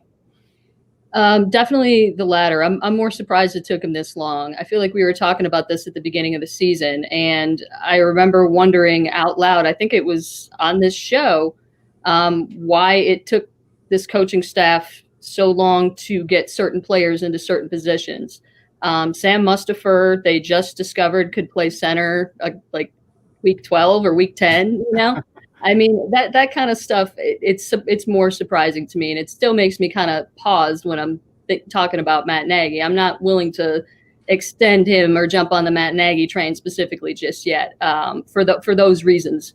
And Cody Whitehair was at the wrong position for a couple of years, and now he's tearing it up at left guard, which is what he should have been playing all along. So it's just kind of like, what took you so long, guys? But at the same time, better late than never. And I'm glad we're finally to that point where it at least looks like there's some semblance of an offense. I mean, scoring 30 or more points as an offense alone without relying on Eddie Jackson or anybody on the defensive side of the ball, I think is the first time they've done it since the mid-90s. And, Wow. I like that. I can watch that. I'm sorry. Go ahead. No, go ahead. Was it that year where Kramer had Conway and Graham? Yeah. Was probably the last time that happened. But listen, the argument that we're going to get into when you come, we're not even going to have an argument about it. Actually, last week, actually, I said that someone still had to pay regardless if the Bears went on to win out. And one thing that Shawn wanted to sit on, and he was correct. If they keep scoring 30 points a game, I was still saying someone has to fall for it. And I was saying Matt Nagy. At least you got to give me Matt Nagy. And I want to know your thoughts on what's going to take place if this season ends on a quote unquote positive note, because they let's just say they ink into the playoffs, or they don't, but they still get 9 wins. What do you expect to happen? And then on the Mustafa part with Whitehair, do you expect Whitehair to stay at left guard and them to move James Daniels to right guard when he comes back, or to flip the two? That's a good question. I'll tackle that first. I think when James Daniels is healthy, I think he's, wherever you put him, the best offensive lineman on the team. And he was having, I think, what was going to be his best season before he tore his pec. So I think they'll probably keep Whitehair where he is and try to plug Daniels in at right guard and see how it works. And if it doesn't work, then they'll, shuffle again, because it's something that they've shown us that they're willing to do. But I think Daniels will be fine wherever you put him, to be honest. I think he was driven this season, and I think he's easily one of the more athletic linemen in the league. And I think he's probably, when he gets healthy, I think he'll be, especially if Whitehair finishes the season solid at left guard. He really is a different player. I mean, you saw him, I don't know if you saw in that David Montgomery 14-yard touchdown run, his block was insane. I mean, and that's what we've wanted from him for years. And so if he continues to play like that, it's going to be pretty hard to move him from the position. And I'm sorry, I forgot the first part of your question. The first one was, what do you expect to happen at the end of the season if they win out? This is tricky because it's the Bears. And on one hand, I'm young enough to remember when they fired their most successful coach in recent memory after finishing 10-6 because he missed the playoffs. So I think I still don't think I've seen enough to keep everyone. I think someone has to be accountable. That 6-game losing streak still happened, and they haven't beaten the Packers yet with Aaron Rodgers. They haven't beaten anyone of significance since Tom Brady. In week, was it 5 or 6? 5. Yeah. And so I don't see, Matt Nagy has said the same thing. I mean, after they lost 6 straight, they asked him, what went wrong? And he literally said, I don't know. I mean, that's not that it's my job to know or anything, but I just don't know. Yeah. You get paid a lot of money to know and to fix it and to be honest and candid. And he's been none of those things. And I think my biggest problem with all of it is, do we want Ryan Pace specifically? We're not talking about Nagy, but above him now, do we want Pace to potentially pick another franchise quarterback? I don't, because he hasn't shown me that anything that says he has. And Mitch has been playing well, and maybe we found a way to get Mitch to work, but I'm just kind of tired of good enough to win with. That's good and it's fine for so long. But when Lovey came, and I don't mean to keep living in the past and harking on Lovey, but his philosophy worked. He wanted to do a couple things, win the division and beat the Packers. And for a while he did it. And when he did those things, they were winning. And guess what? Mitch is 1-5 against the Packers. And if they play Green Bay week 17 with no Aaron Rodgers and win, I'm going to be one of those people that's like, yeah, it doesn't count. And that's not enough. I need to see more. So I think people are talking about, I've seen several analysts be like, we need to give Mitch another deal, sign him up right away. I'm not so sure. And even if we did offer him a deal, I don't think he'd want to take it based on recent events and what he's been saying about Matt Nagy publicly. Guys, we're joined by Beth Mishra Elmore, who covers the Bears for Heavy.com, talking Bears football right here on Shawn and Maya on SportsZone Chicago. We came to the discussion, and we came to the agreement, like, okay, keep everybody but Nagy. If you're going to just don't, have John DeFilippo move him up to head coach, keep Laser, keep Pagano, and I think that's I think that would be a huge improvement. I don't see it. Trust me, I don't see it. I think if one goes, they both go. Really stinks like you do that, and now whoever they bring in is going to have a new offense. So whoever they bring in, whoever the new quarterback is going to be, and it could be Nick Foles because he signed, or whoever else they bring in, they still have to learn a new offense. And offenses don't click like that. And so now we're going to need another year or 2, at least a year plus, maybe 2 years before this offense clicks, which means going into year 3. And where's this defense going to be in 3 years from now? They're not going to be there, and we're not going to be able to rely on that offense. So my thought was, okay, keep Mitch. Sign him to a 1-year deal. Okay, go look for your franchise quarterback because now this guy he's got control of this offense pretty well, even if it's a 2-year deal. And I know I think Joseph said franchise. I'm like, no, hold on, player. Let's not get crazy. But sign him to a 2-year deal, and because you can cut him after the first, doesn't matter. But go find your franchise quarterback while you have someone who can run this offense efficiently. It was my take.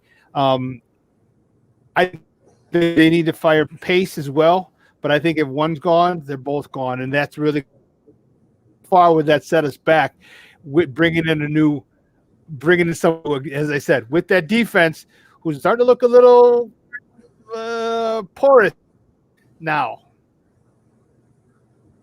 Yeah. How long do you think it would take to get this team back? Be opposed to bringing Mitch back for a year. I'm with the incentives laden crew about that contract. Yep. I agree. Like this defense, it's got about a year or 2 left, maybe, and I think it's already showing signs of fatigue. And I'm a little scared about several of the key pieces on it. I wouldn't be of Mitch, Nagy, and Pace. I would most be willing to be cool. I would be coolest with Mitch coming back next year for sure. I think the offense is working with him now, but again, I think it would also be more of the same. I mean, he still threw into triple coverage yesterday. He knows it. But after every game, you always get that, yeah, that's one I wish I had back quote. And so it's just kind of, I'm willing to do it, but also I don't know that window's even really that open. I think for another year maybe, and I like the idea of drafting a rookie quarterback or really drafting an offensive lineman with your first round pick and really working on that line and getting that line ready first before you address the quarterback position, and then maybe getting a good free agent. Like I think Fitzmagic will be out there next year. Like there's options that you can bring in to compete with Mitch. I don't know what they're going to do with Nick Foles. Right now he's dead weight there, and he's clearly not what he once was. And so that's, I think, the bigger question mark that nobody's talking about. Like, what the hell are you going to do with Nick Foles? Is he going to stay there and be the world's priciest backup ever? I was going to ask you that, the fact, because until you said that, the fact that he has the option of the opt-out. So he can be like Otto Porter with the Bulls and like, yeah, I got 27 mil on deck. I'm not opting out of Nathan. Right? I'm going to get paid. And now during the year, it was a chance that he was going to opt out, because the opt out, it seemed like a structure so that if he was doing well, he can go out, he can come back and get some more money, or if Mitch is doing better, he could leave. So listen, to get to the Mitch thing and also the rebuild thing, I've conceded I'm cool with Mitch coming back, and you kind of hit it towards it. I don't know if Mitch, or for Mitch, I didn't know if I wanted him to come back because it's been so hard for him here that sometimes starting over can just be the best for him. But again, things are going well with Mitch. I'm cool with that because you don't have a quarterback side out of him and Foles. I'd much rather have Mitch because at least there's a chance that you may find something. You may find a better player. But when we're talking about this window, and I feel like, Beth, you're kind of in the same lane that I'm in. I'm not afraid of jumping into this rebuild because we already know the defense is going down anyway. I mean, to be honest with you, there may be some assets on that side of the ball that can hasten this rebuild because we're looking at this team. I had to ask myself yesterday, looking at this team, how far could they go in the playoffs? And now I can say that if we're talking about just this team based on a small sample size against teams that aren't that good, because we have to remember that Minnesota has basically been a disaster this year. And going in, Zimmer knew when they got rid of all the DBs, it was going to be a hard year, but they didn't know that the pass rush was going to be just woeful. So when you look at that sample size, I extrapolate that towards like, you know what, they may be able to beat a team in the playoffs now because they can score points. They haven't been able to score points at all, but I don't think that's enough to maintain and hold on to what's going on with this team. I think if you're really talking about winning Super Bowls, you really need to start executing in a manner of trying to build a real Super Bowl foundation up. For sure. Absolutely. And that's kind of where I'm at. Ryan Pace has made some solid picks in the latter rounds, but for the most part, in rounds 1, 2, 3, he's been disastrous. And I want somebody in there who knows how to draft and who understands how to build through the draft and who kind of looks around and sees what the most successful teams in the league are doing and tries to do that or emulate that or pave their own way. Right now, it seems like the Bears have been stuck in the muck and are in just kind of this quicksand that they've been in for decades. And, you know, they flirt with a good season once in a while and they have this stalwart defense generally. And it's the same narrative over and over again. And I want to kind of just, it would almost be refreshing to me to see someone kind of smash that narrative and try to rewrite it. And that's kind of where I'm at. I understand. I think there's validity to a lot of points that are going on right now, including bringing Mitch back and also the fact that he probably doesn't want to come back, particularly if Matt Nagy is there. And so I just think right now, too, if you look at where the Bears are fiscally, they can't afford Akeem Hicks, Allen Robinson with the contract he wants, Kyle Fuller, Eddie Jackson, Khalil Mack. They're committed to Robert Quinn. They can't afford all those people next year alone, much less in the next 2 years for that window. I can pretty much guarantee in 2021, Akeem Hicks, Kyle Fuller, A-Rob, one of the three won't be there. And so they're either going to lose their best player on offense or one of their best players on defense, either in the secondary or on the line, and it's going to hurt. There's a chance that they can bring in somebody like they brought in Brent Urban, and he's been great, and Bilal Nichols has been wonderful. But it's just I feel like that window's kind of already closing. And so it would be – I would like it more if they blew it all up at the end of the season, but I understand if they don't. And I don't, like Shawn said, I'm with you. I don't expect them to because, you know, the only time they ever fired anyone like that was they waited till the end of the season and they fired Lovey at 10-6. And I don't know that I see that happening right now if they end at 9-7, even though I think it might be best for the franchise. But then again, it depends because who would they bring in to replace them? True. Guys, we're joined by Beth Mr. Elmore. She covers the Bears for Heavy.com. Talking Bears football on Shawn and Maya on SportsZone Chicago. So, you know, this is a huge conundrum, you know, and how to extrapolate Matt Nagy, but keep Bill Lazor. That's the issue because I think right now, you know, Mitch has really him and Bill Lazor are in sync. They're definitely on the same page when it comes to play calling and running plays. And so that's the key issue, and I don't know how that's going to happen. Yesterday I saw a few things, and I wanted to see if you saw it and what your take on it. Eddie Jackson is really starting to bother me a little more. His Ole style of defense, his unwillingness to tackle, it's really bothering me. Is that something do you think that's caused by him just not making a business decision, or is he just sick of Nagy? Because I think there's a lot more people in that locker room who are sick of Nagy than are letting on.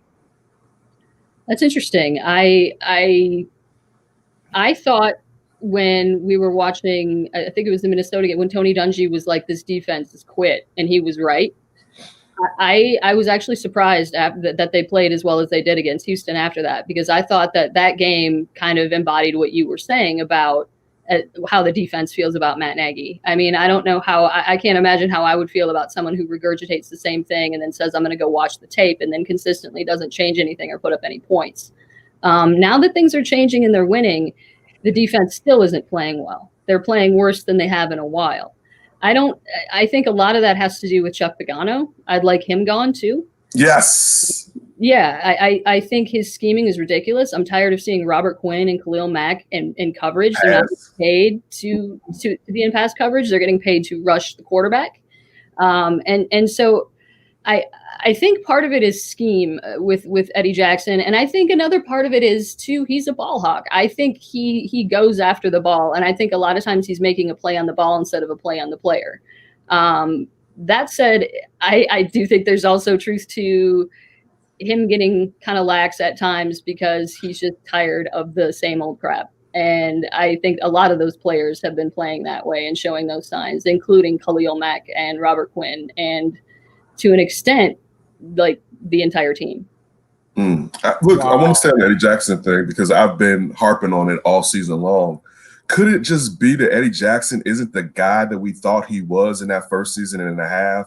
I mean, because the odds of getting that many turnovers are minute. I mean, it's it's an outlier that you're going to get that many turnovers, and for him to get paid, because when you're talking about all those players that have to get paid, and I know you want your back end to be protected, but he's not really protecting the back end. So sometimes, and I don't know what the dead money would be, he's the first person I think about going because, again, if he's not going to be an elite safety, you can find safeties. It's not that hard to go out and find a safety if he's not going to be getting all the turnovers the way that he was the first couple of seasons. Yeah. And I wrote about an article like what's wrong with Eddie Jackson a couple weeks ago for Bear Report, and it was kind of talking about that same thing. Like he just got paid, and yet he's probably one of the more easily replaceable parts of this defense. And I know he had that incredible All-Pro season, but tackling has been an issue with him since he was in college. He has not gotten any better at that. It's almost like he hasn't taken an opportunity to evolve his game at all.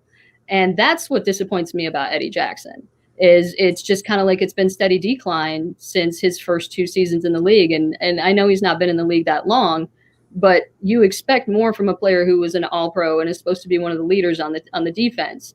And he's got a knack for making plays for sure. But I don't know. I don't know the cap numbers offhand either, but I'm pretty sure his contract would be it would make him hard to move in 2021.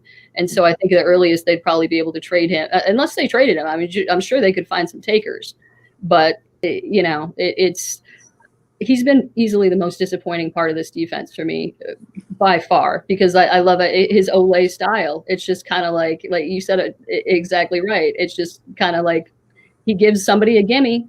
Every game, there's a gimme. Usually he's getting juked by a tight end. I'm saying tight end. What's that about? Kyle Rudolph and Robert Tonyan on back-to-back weeks? He's better than that.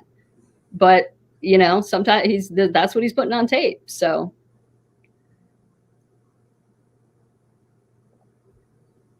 Shawn, are you frozen? Oh, yes. I'll continue to go. I didn't know he was frozen. So listen, sticking with the defense. Now, let me ask you this. Should I look at the defense and the fact that they've been playing well based off of the competition or based off of the fact that they have a lead and basically you're able to pin your ears back and go after the quarterback? Yeah, and that's something that disappoints me too, is I'm going to go back to Pagano here for a second. He tends to have some successful blitzes once in a while, but it just seems like they're too sparing and few and far between. He doesn't really utilize the safeties and the corners on blitzes as much as he should. And whenever he does, he has success. And I'm always like, where is this more? Where's the consistency? Why don't you? They've had more sacks the last, I'd say 3 or 4 games than they've had prior all season. But they were playing against the Texans, who have the worst offensive line in football, pretty much. And I just don't understand. I think one of my biggest criticisms of Pagano, other than dropping Khalil Mack back into pass coverage, is why aren't you sending more guys? At times he's had sent 3. Mm-hmm. What? When is that ever going to be successful? And it's like half the time I'm watching and I'm like, why aren't you guys being aggressive? This is the monsters of the Midway. Like this same group with Vic Fangio was a totally different defense, but it was essentially the same personnel. And I mean, I'm sorry, I think they've actually got better personnel right now. I mean, I think Jalen Johnson is an upgrade from Prince of tomorrow. He is. And so he's just not putting these players in the right positions to succeed and or to play on their strengths. I mean, and I think you look at what Leonard Floyd is doing over with Brandon Staley in Los Angeles. That's a lot too, And so I in terms of like Pagano sending more guys and just having this defense pit, like we're going to destroy Kirk Cousins and we're going to get in Aaron Rodgers' face every other play. That's just not happening. And quite frankly, I don't understand why. I think they should take Khalil and Robert Quinn out of pass coverage and rush them constantly. But that's just me. Yeah. So last question before we let you go. What's your stance? Speaking of Khalil Mack, what's your stance on him this week? Okay. The Jacksonville Jaguars, they're in the number 1 spot to draft Trevor Lawrence. It's in their best interest. It would behoove them to lose these last 2 games. I don't anticipate them putting up a big fight against the Bears. Your thoughts on the Bears actually resting Khalil Mack for that game because his shoulder has been injured.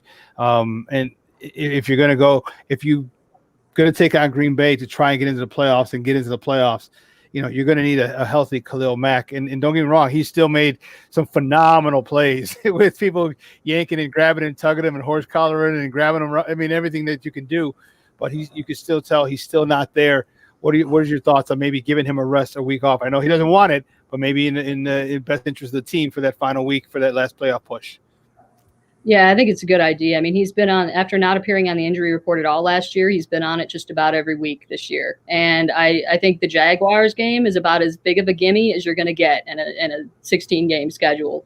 And I think it's a perfect opportunity to rest anybody that's been, maybe even Akeem Hicks. It just depends on how they're feeling, though, too. I mean, if they're 100%, maybe just limit their snaps. But I would rest Khalil specifically because he's been on the injury report with an ankle. He's had a shoulder. He's had a back. It just kind of seems like he's a bit banged up, and an extra kind of bye week for him would be a good idea. So I'd be on board with that.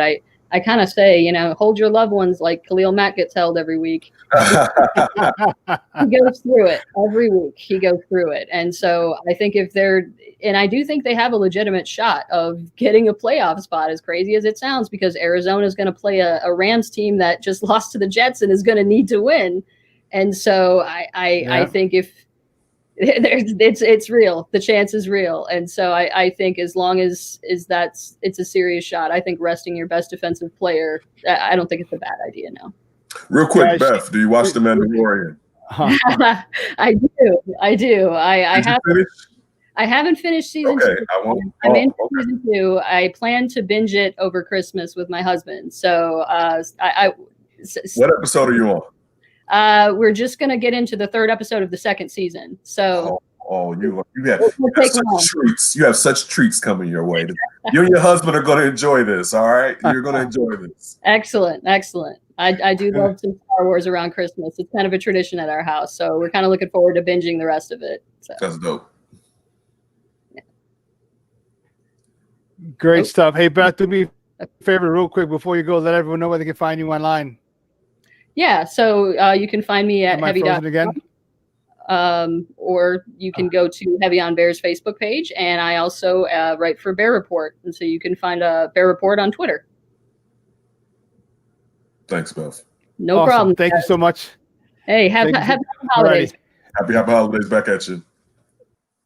Same to you. Guys, that was Beth Mr. Elmore, covers the Bears for Heavy.com and Bear Report. So it's interesting, man. This Bear team, and do they make the playoffs? If they do, who do they keep? I'm telling you, how can you? Mitchell jammies last night. They was toasty. You had the footsies in them. It was like, listen, I'm happy for. Let me tell you, as your friend, I'm happy for you. I told you how to use them. I told you how. I said this is how you use this kid to get the most out of his ability. You put up 30 points 3 weeks in a row. That's enough. That ain't nothing to sneeze at. Playing some scrubs. See what I did there? There ain't nothing to sneeze at. And hey, they're playing did you want to play the Baltimore Ravens? Hey, but they didn't choose. That's the issue. They're not choosing who they play. It's not like give me. So and even the Packers might not even be a good game to a good barometer because if they win next week, they got the NFC North clinched, and they don't need to be putting anybody out there to get hurt. I mean, not the NFC North. They got the NFC clinched. So home field advantage goes to them. So they just may say, hey, bump this. I know it's a rivalry game, but we got bigger things on the horizon. So that's why. So it's going to come out. It's going to come to fruition week 1, which is why I asked Beth, how much, if she thought it'd be a good idea to rest Khalil Mack, because you're going to need all hands on deck as healthy as they can be win that Green Bay game because she mentioned the Cardinals are going to LA last week of the year. They just need to lose one. They just need to lose one, and the Bears got to win out. And then if they win out, then the Bears are in a wild card. How is it that if Aaron Rodgers isn't going to play, we need Khalil Mack? Like it can't be both. As far as if the Packers are going to sit their players because they've clinched, then it's not even going to matter how healthy we are. So we should be able to beat the Packers if they don't have this. Should be, but I'm still not going to take that chance, by not playing. And if you get in hand quick, pull his ass out. Like, dude, you're done in the second quarter. We're up 21-3.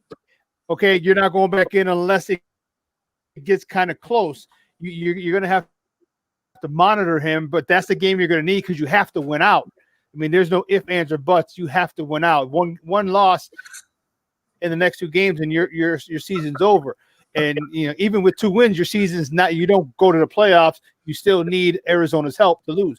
So I'd cover all bases and say, you might get the hook, or you might have to go a little longer in this Packer game. But hopefully. Well, the Rams are gonna have to play their starters in that last game. I believe so because the Seahawks are right on their heels. Yep. The Seahawks are right on their heels to taking that number 1 spot in the division. And what would it be? Number 2 overall. It could be. Packers would be number 1. They win.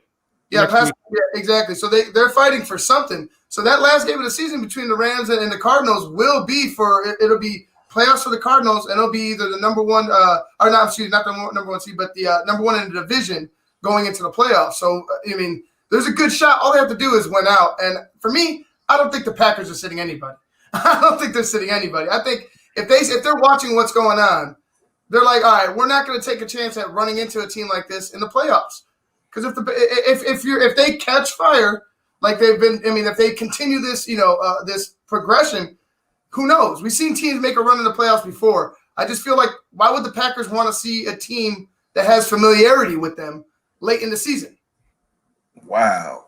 I mean, you guys, I'm thinking along these lines, but I have to check myself because I feel what Ivan is saying. All right. How the Bears are playing now. I do too. Yes.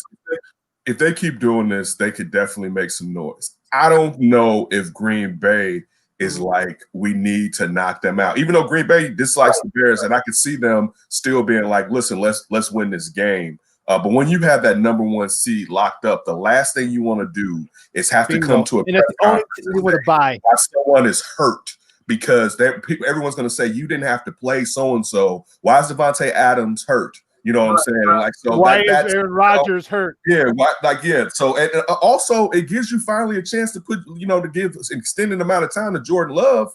You know what I'm saying? So so you could try to give him a little run or whatever. So look, Jacksonville. I'll tell you this though, and Jacksonville, if you sit both of those defenders, you look for Robinson to run on you, and the Minshew was back in action yesterday.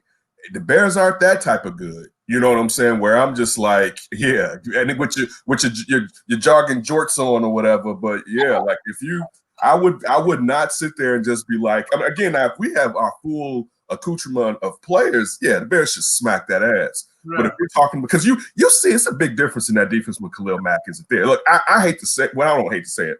I know Khalil Mack is getting older. I can't see letting him go because that that initial stop is totally gone when he's not there. And listen, Bilal Nichols these last few games is snapping. And I would not want to say he has to go. He has to go anyway. But you still know to have this weird ass 5 technique guy that in a way he could play nose if you wanted him to. It may be a leverage, but like just how powerful not Khalil Mack, Akeem Hicks is. Man, listen, I would hate to see him leave this roster. I'd rather him be an old man.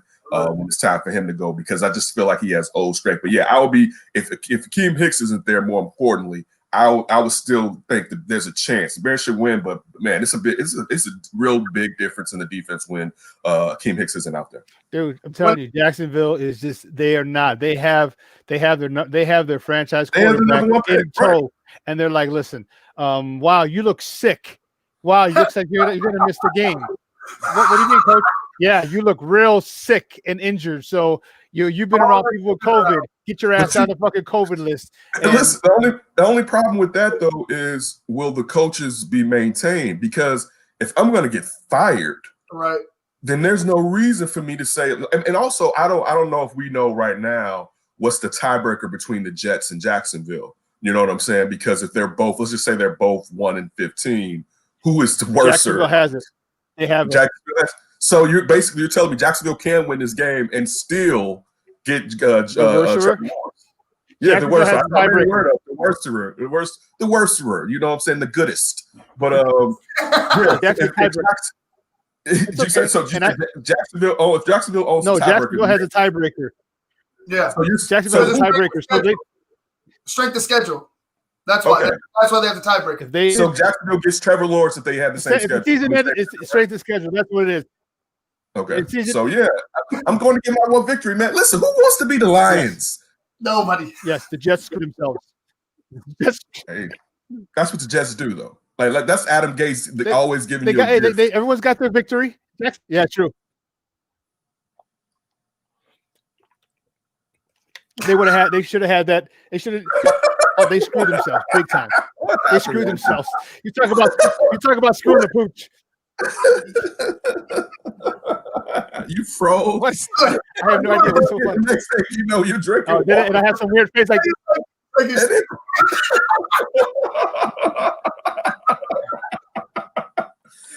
That's crazy. And I don't see myself freezing. That's crazy. That was like a commercial. Hey, listen, let's take a quick break. Let's take a quick break. On the other side, we got Kenneth and I going to talk more Bears football and some other stuff. So don't go anywhere, folks. Keep it locked right here. Shawn and Maya on SportsZone Chicago.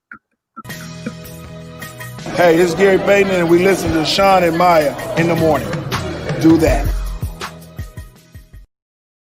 BoomerNaturals.com presents the Sports Flash on 1330 and 95.9 The Zone.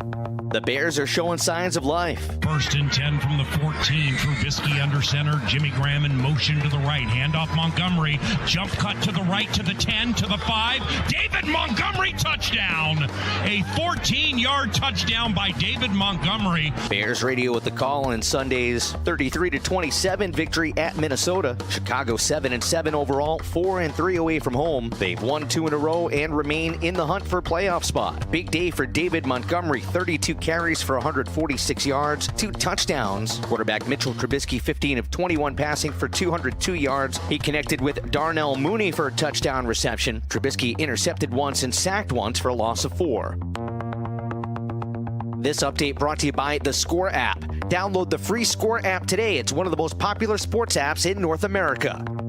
Chuck Sanders, that's the Sports Flash, 1330 95.9 The Zone. I worry about lots of things. My finances, my grandkids. If you're 65 or older, you have enough things to worry about. Pneumococcal pneumonia shouldn't be one of them. Even healthy adults 65 and older are at increased risk for this potentially serious bacterial lung disease that can disrupt your life for weeks. Help protect yourself with the Prevnar 13 pneumococcal 13-valent conjugate vaccine, diphtheria CRM 197 protein. Prevnar 13 is approved for adults to help prevent infections from 13 strains of the bacteria that cause pneumococcal pneumonia. Prevnar 13 does not protect against all strains of the disease. Don't get Prevnar 13 if you have had a severe allergic reaction to the vaccine or its ingredients. Adults with a weakened immune system may have a lower response to the vaccine. The most commonly reported side effect was pain at the injection site. For additional common side effects and full prescribing information, please call 1-866-694-9300 or visit Prevnar13.com. Ask your doctor or pharmacist about Prevnar 13.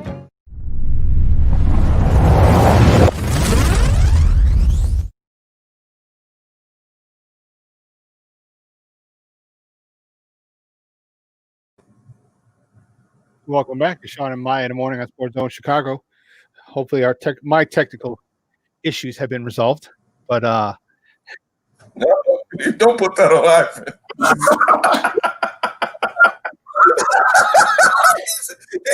You were just under the bus and he grabbed your ass. No, that wasn't directed at Ivan. It's the internet that I'm working with, the Wi-Fi I'm working with. I know.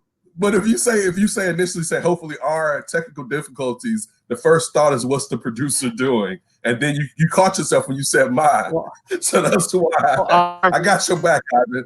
Don't put that Jose Brady as a show, as a group.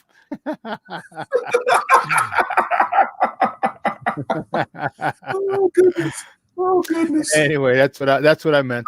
I I just deleted the Jose Abreu thing for you now. I appreciate it.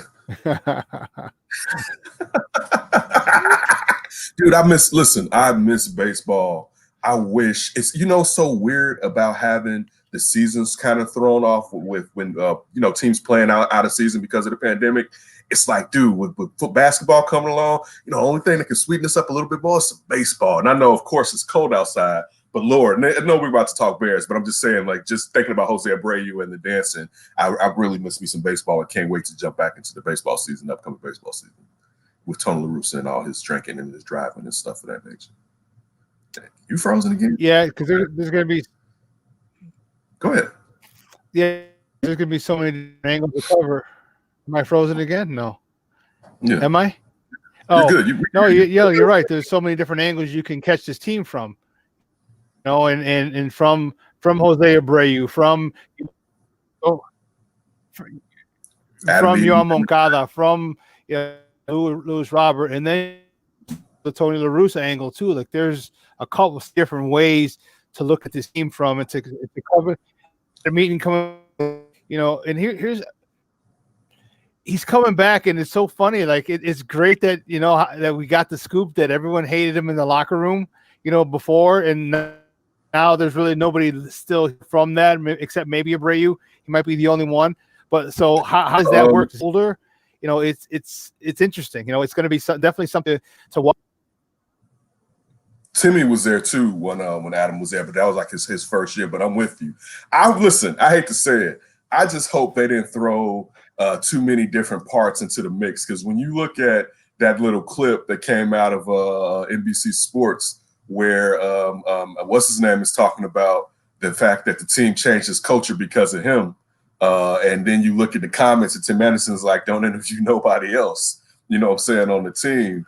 It's just that's where it's like, okay, now we about to see, all right. And the crazy thing too is when you Dallas Keuchel, when the fact that they changed their facial hair policy just for Dallas Keuchel, if that doesn't put a burn in some people's side, because I know if I had been here raking and you telling me that you weren't going to alter this, and you see today currently most people wear beards, period. That's the fashion staple of the day. You know what I'm saying?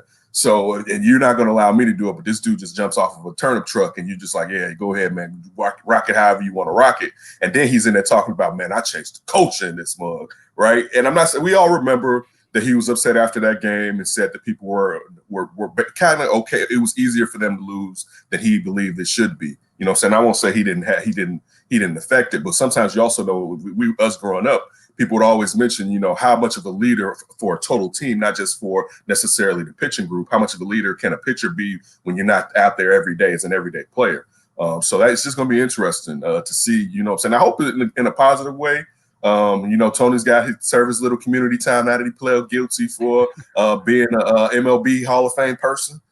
So, it's just, I'm looking forward to see with the moves or whatever they do on the north side. And, how is this going to be a quick rebuild, or is it going to be something where, you're really going to move out a lot of the core pieces to get as much talent as possible so that you can go for another long run instead of just trying to go for a short run. You know what I'm saying? I'm even interested to see what they're going to do on ice with the 56 game schedule with the hockey. And now with the reshuffling with McDonough out of there and Stan getting, even more power. New conference. Yeah, you know what I'm saying? It's going to be, it's funny. It's terrible the amount of loss that we've gone through this year. And they got Detroit in the same. See, I didn't know that. So that's gonna be sweet right there. I hope they don't beat us. I don't have as much red wing angst as back in the days, but I still, even on a rebuild the team, want to kick their teeth in. Detroit sucks. Detroit figuratively. Sucks. And then look, even with the Bears took a terrible season where they've lost 6 straight games and they've scored 30-something points, the last 3 or 4 games, and looked like so offensively, like they've looked unstoppable offensively. Like it's like, whoa, like you sit there and there was no fear after a second that game was basically out of hand, because you saw that really they, as in the Vikings, weren't going to be able to score as many points as the Bears were going to be able to score. like in the pressure that the Bears were getting on Cousins. And you know what? I should have a shout out to Kirk Cousins. Boy, he was stepping up in that pocket like a mother yesterday, boy. Like Shawty was stepping up, like I'm gonna get out of here. Like he was stepping out. But yeah, the Bears played better, the defense played better. Mitch, I'm not even really bugging out over that INT like that. I mean, sometimes it happens. There are great quarterbacks. You don't see them throw that many picks whatsoever. But regular quarterbacks, so that's just going to happen, and your team still won. So it's definitely interesting. You know what I'm saying?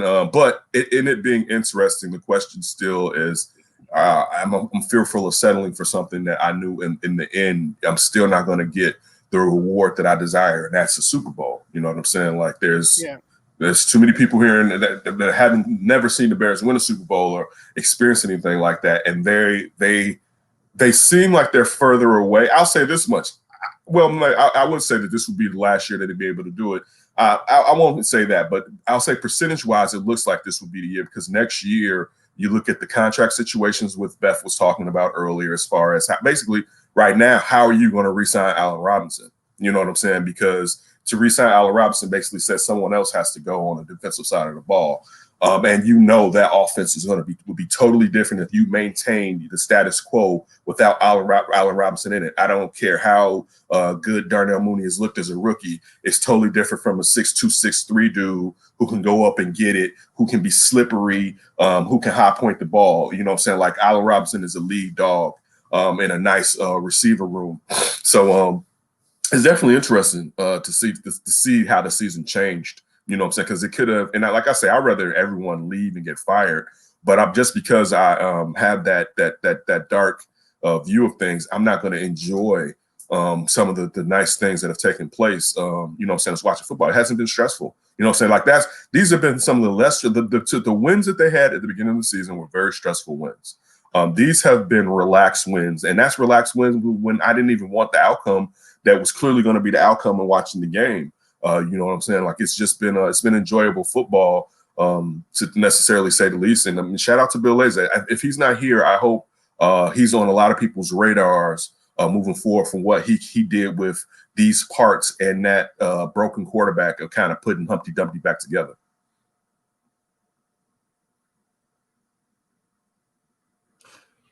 Yeah, it's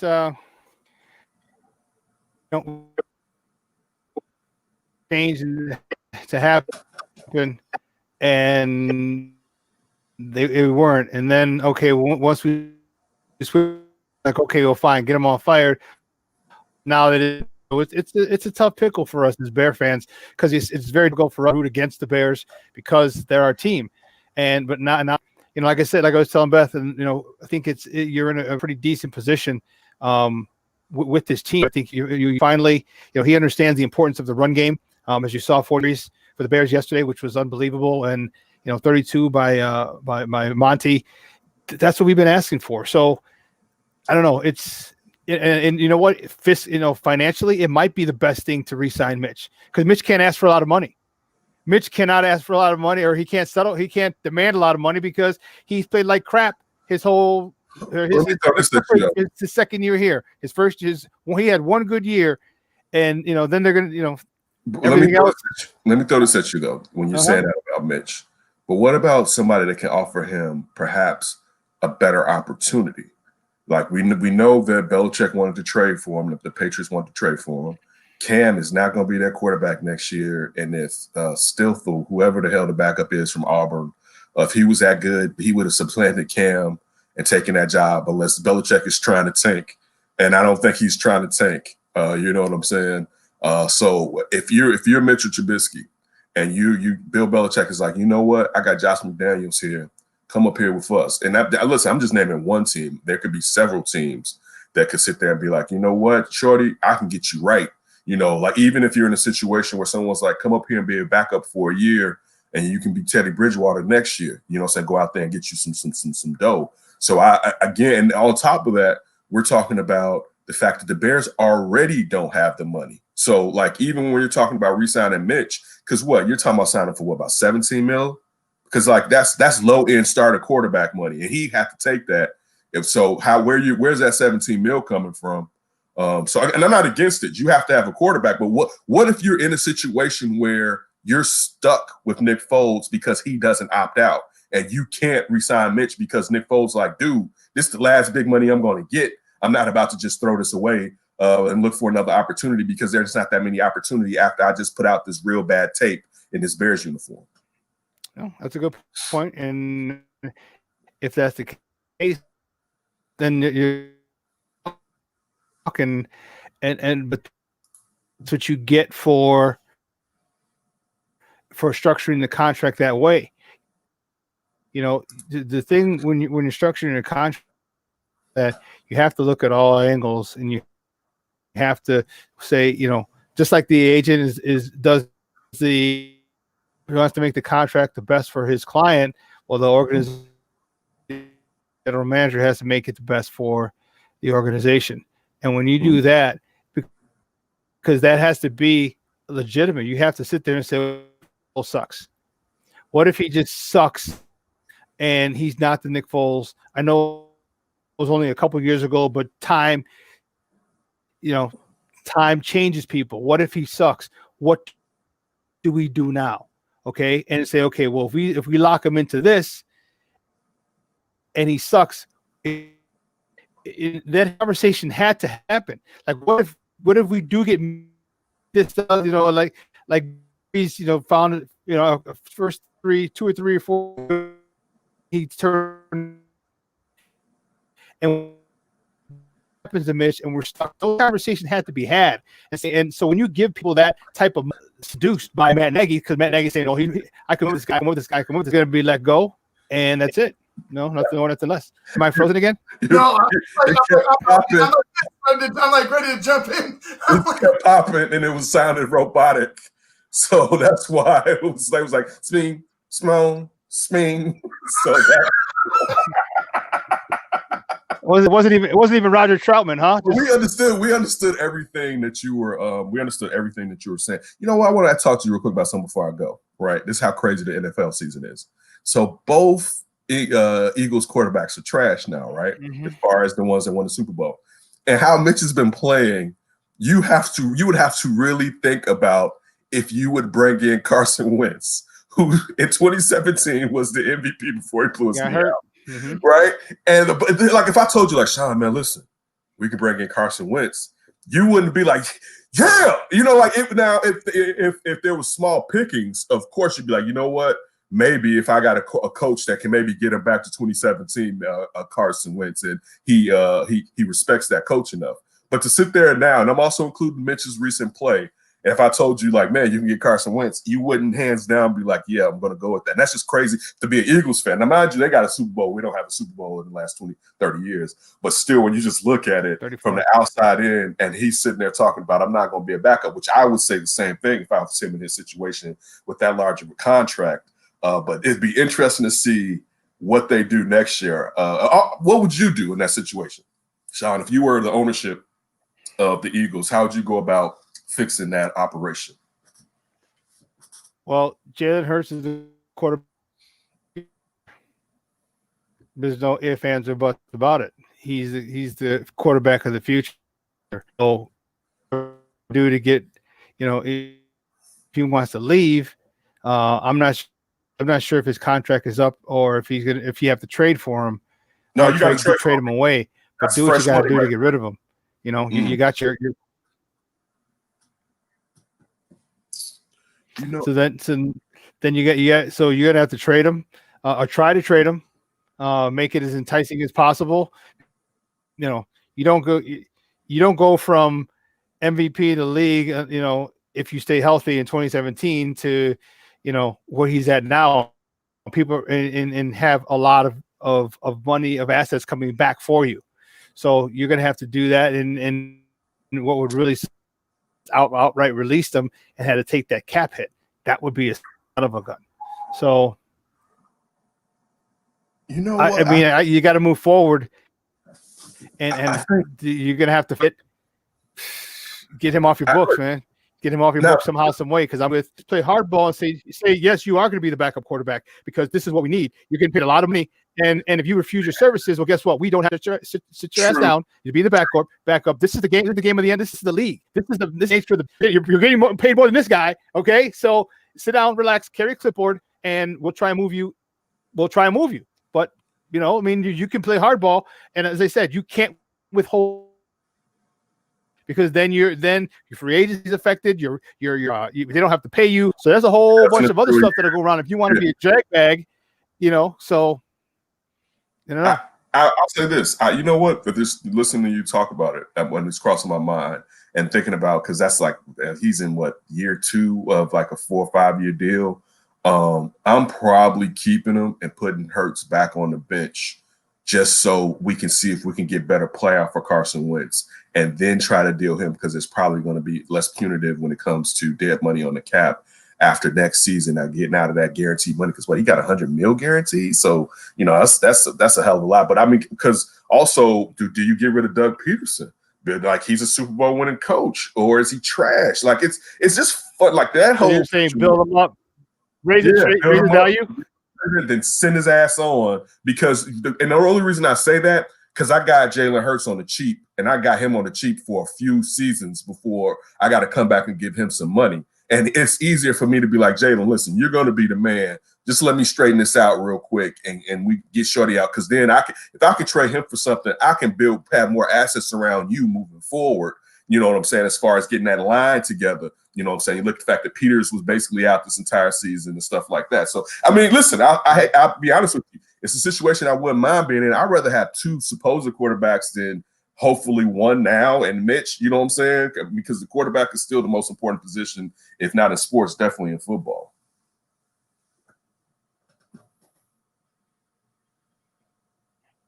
I'd say in sports. I agree with. I would agree. I go that far to say in sports, but you have. We're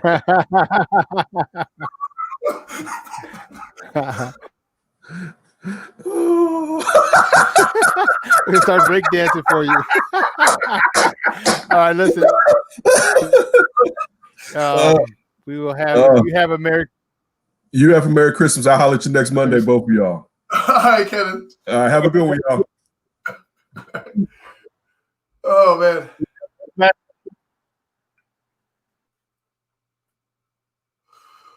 Can you hear me any better now? Hi, this is George Iceman German. I listen to Shawn and Maya in the morning. All right, cool, man. 012. BoomerNaturals.com presents the Sports Flash on 1330 and 95.9 The Zone. The Bears are showing signs of life. 1st and 10 from the 14. Trubisky under center. Jimmy Graham in motion to the right. Handoff Montgomery. Jump cut to the right to the 10 to the 5. David Montgomery touchdown. A 14-yard touchdown by David Montgomery. Bears radio with the call in Sunday's 33-27 victory at Minnesota. Chicago 7-7 overall, 4-3 away from home. They've won 2 in a row and remain in the hunt for a playoff spot. Big day for David Montgomery. 32 carries for 146 yards, 2 touchdowns. Quarterback Mitchell Trubisky, 15 of 21 passing for 202 yards. He connected with Darnell Mooney for a touchdown reception. Trubisky intercepted once and sacked once for a loss of 4. This update brought to you by the Score app. Download the free Score app today. It's one of the most popular sports apps in North America. Chuck Sanders, that's the Sports Flash, 1330 95.9 The Zone. I worry about lots of things. My finances, my grandkids. If you're 65 or older, you have enough things to worry about. Pneumococcal pneumonia shouldn't be one of them. Even healthy adults 65 and older are at increased risk for this potentially serious bacterial lung disease that can disrupt your life for weeks. Help protect yourself with the Prevnar 13 pneumococcal 13-valent conjugate vaccine, diphtheria CRM 197 protein. Prevnar 13 is approved for adults to help prevent infections from 13 strains of the bacteria that cause pneumococcal pneumonia. Prevnar 13 does not protect against all strains of the disease. Don't get Prevnar 13 if you have had a severe allergic reaction to the vaccine or its ingredients. Adults with a weakened immune system may have a lower response to the vaccine. The most commonly reported side effect was pain at the injection site. For additional common side effects and full prescribing information, please call 1-866-694-9300 or visit Prevnar13.com. Ask your doctor or pharmacist about Prevnar 13.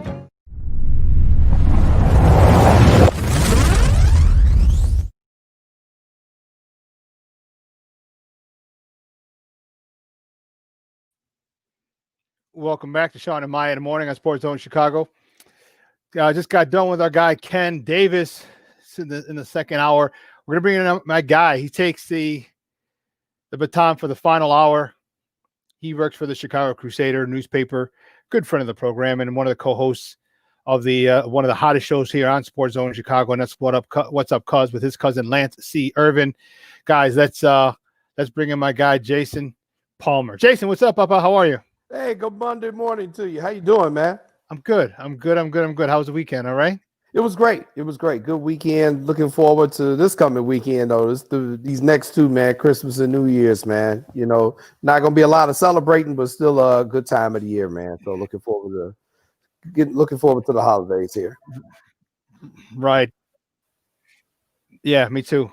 So it's something that I think we can all use. At least, you know what? At least 2020, give us a white Christmas. All right, give us a white Christmas here in Chicago, and then have it rain on the 26th, and we'll be good, and we're all good. But did you catch those? Did you catch the Notre Dame and those college games this week, championship weekend? I did. You know, and kind of as I were talking, you know, something we kind of thought was going to happen with Notre Dame. You know, they went up against a real Clemson squad with their star quarterback, and, you know, Notre Dame did what we thought they were going to do. So that wasn't a surprise. I was happy the way Northwestern played against a really tough Ohio State team. And I watched a lot of the Oregon USC game actually on Friday night.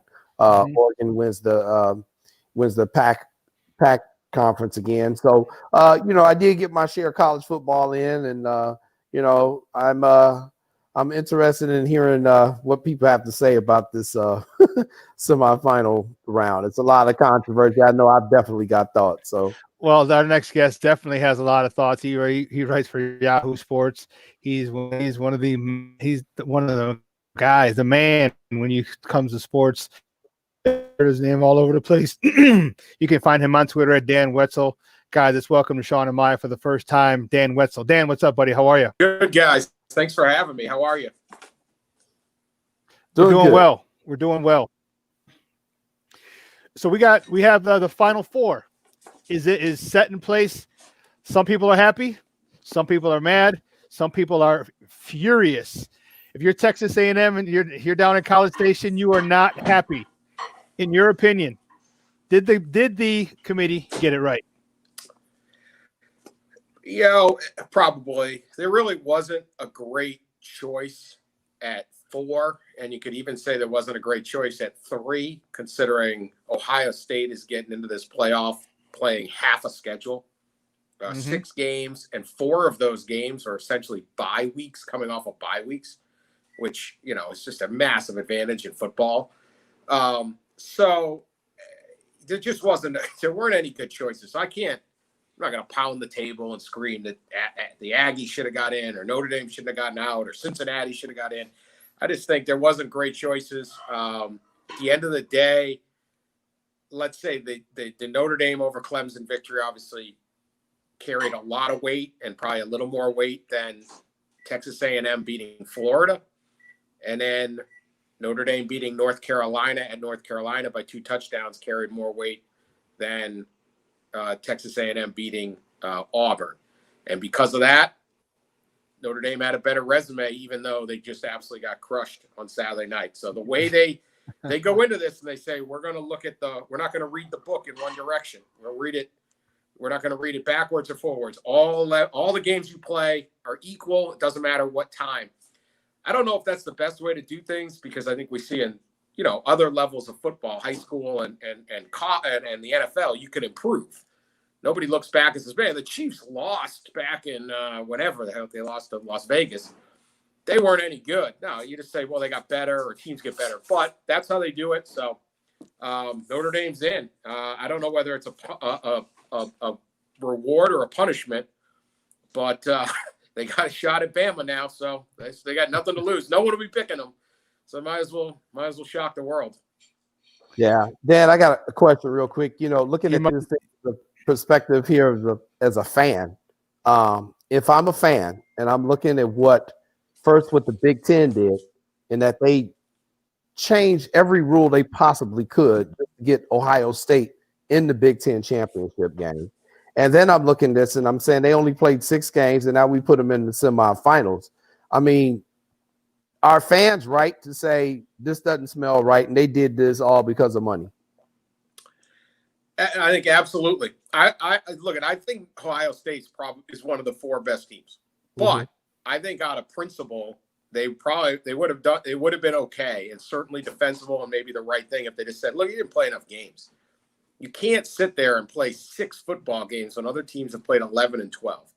And we have seen, I mean, it's football, right? Florida lost 2 weeks ago because a kid threw a shoe after making a tackle and got an unsportsmanlike conduct call. And then, and then LSU kicked a 57-yard field. We've seen great Ohio State teams lose to Purdue, lose to Iowa. Like, this is football. This is what happens, and especially college football. So the idea that you just sit there and don't have to play, you don't get nicked up, you don't get banged up, you don't get worn out, you don't have the grind, you have extra time to prepare, you might lose somebody to a season-ending injury.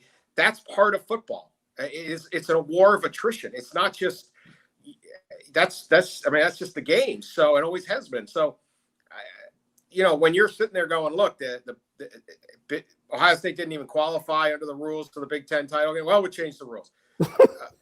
The ACC and ACC said, hey, we're just not going to have Clemson and Notre Dame play the week before. They don't want to risk a loss. They don't want anyone getting COVID. I mean, everyone's just making this up because everybody's cheating in college football, and it isn't just in recruiting. It's all of it, And so these commissioners and all these, it is what it is. And as long you have 120 teams competing for a 4-team playoff, it's absurd. It's absurd. Okay, now that's part of the fun of it, but it's ridiculous. How does this work? It doesn't. So you have to rig the game, and now here we are. But as a fan, yeah, you should be frustrated because there have been 28 appearances in the college football playoffs so far. 4 teams have taken 20 of them. We could peg out the 2021 playoff right now and say it's going to be Alabama, it's going to be Clemson, it's going to be Ohio State, and it's either going to be Notre Dame or Oklahoma or maybe another SEC team. Maybe LSU gets back to being good, or maybe it's Georgia. That's it. Call me in a year. You play this. Like, unless something dramatic happens, that's pretty much the playoff. So that's frustrating if you're if you're a fan of the sport, because you want everyone to at least have a chance in theory. Yeah, guys, we're joined by Dan Wetzel from Yahoo Sports talking NCAA Final Four, or I should say college football Final Four, right here on Shawn and Maya on SportsZone Chicago. This is talk to me about the moving of the game. Remember when Brian Kelly said if Notre Dame has to play in a Rose Bowl, we're not playing because California has they're under quarantine and you can't gather. And so he said they were going to do it for their the student athletes, their parents, their family, their friends couldn't come and see them. So the game gets moved to Arlington, Texas. Your thoughts on that moving of one of the semifinal games? I'm fine with that. I mean, it's basically a TV show anyway. And if it's going to be no fans in the stands, then it's truly you're just renting out a TV studio. Basically, it's like the Orlando bubble. Like, what's the difference? You can put it in Orlando, you put it in Tulsa, Oklahoma. No one's going to notice if you're an NBA fan. So this way, 16,000 people get in. That includes the families and all that, which are the most important. And then some fans get in.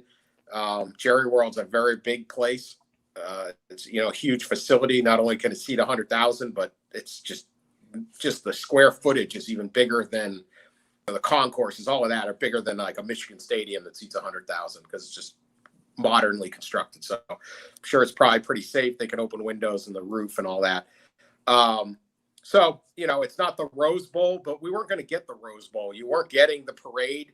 You weren't getting 100,000 in the stands. You weren't having that experience. So why fly Alabama and Notre Dame all the way across the country to play in basically a TV studio? And that's all this really is. So it's weird, but I actually thought that was probably pretty forward thinking, although they're kind of Brian Kelly and Dabo and Nick Saban and the others kind of forced their hands on that. So this is going to be definitely one of the interesting things here in Illinois. Okay. Illinois has fired Lovie Smith, or I don't know if they fired him. They mutually parted ways, I think is what they mutually agreed, but get out.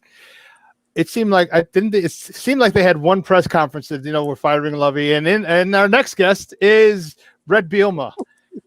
That was a very, very, very quick turnaround. Your thoughts of them already being in bed with Brett before Lovie was gone. And also, how do you think Brett Bielema is the guy who can revive Illinois football? Because it's been dead for decades. One of the great mysteries in college sports is how Illinois doesn't have better, isn't a power. They get it going in basketball sometimes, but not consistently the way you would expect. I mean, what's it, the fourth biggest state or something like that? There's tons of players. There's commitment. There's alums. You're in the Big Ten. There's no reason for Illinois not to be at least good at football and basketball every single year, and potentially great at football and basketball. I don't know why. I thought Lovie Smith would work. I mean, I thought here's a guy, extremely well known in Chicago, class guy, terrific coach, all those things. It just didn't work. So they've tried everything. I do think you probably don't get rid of Lovie unless you know who you're going to hire. And with Bielema being at the Giants, he was able to kind of, if you're at a college job, you risk it by trying to like undermine and work back channels. And if you're working at the NFL, you don't have that.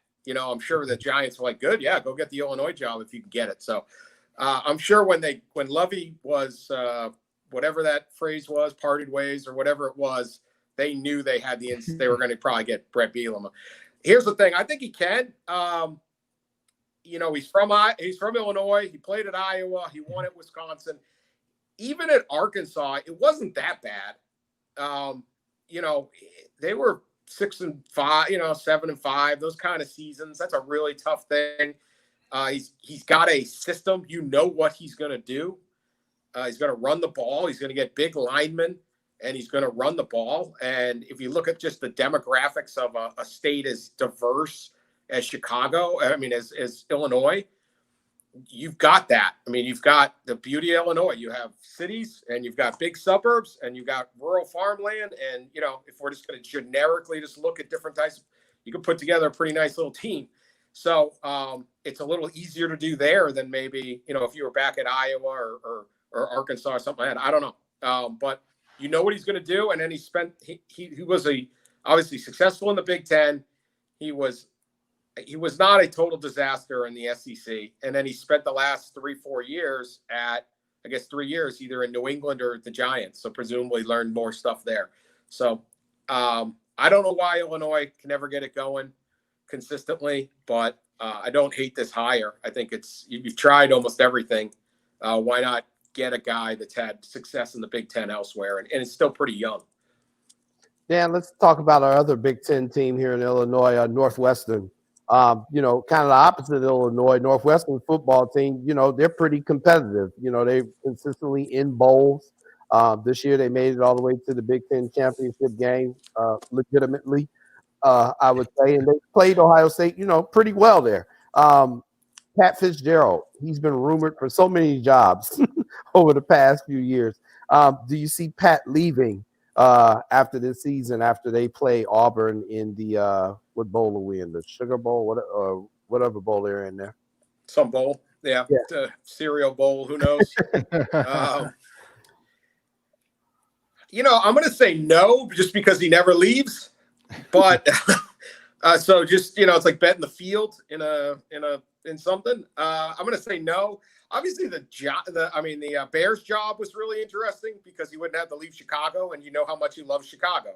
Mm-hmm. And he could have coached any college job in the country if he wanted. He could have been the Michigan coach. He could have been the USC coach. He could have been the Texas coach. I mean, he could have had those premier college jobs. He's never tried to get them. Mm-hmm. He's had a number of interests in the NFL. One of my favorite stories about him, and it didn't get down the line much, but there was at least a report in the media that the Packers were going to wanted to talk to him, and he told his kids, and he said, "What do you think?" I don't think he had heard from the Packers, and I don't know if that's a true story, like the Packers ever were going to hire him. But he says, "What do you think?" And his kid said, "No, we can't work for the Packers. We're Bears fans." And he said, "That's right. Forget it."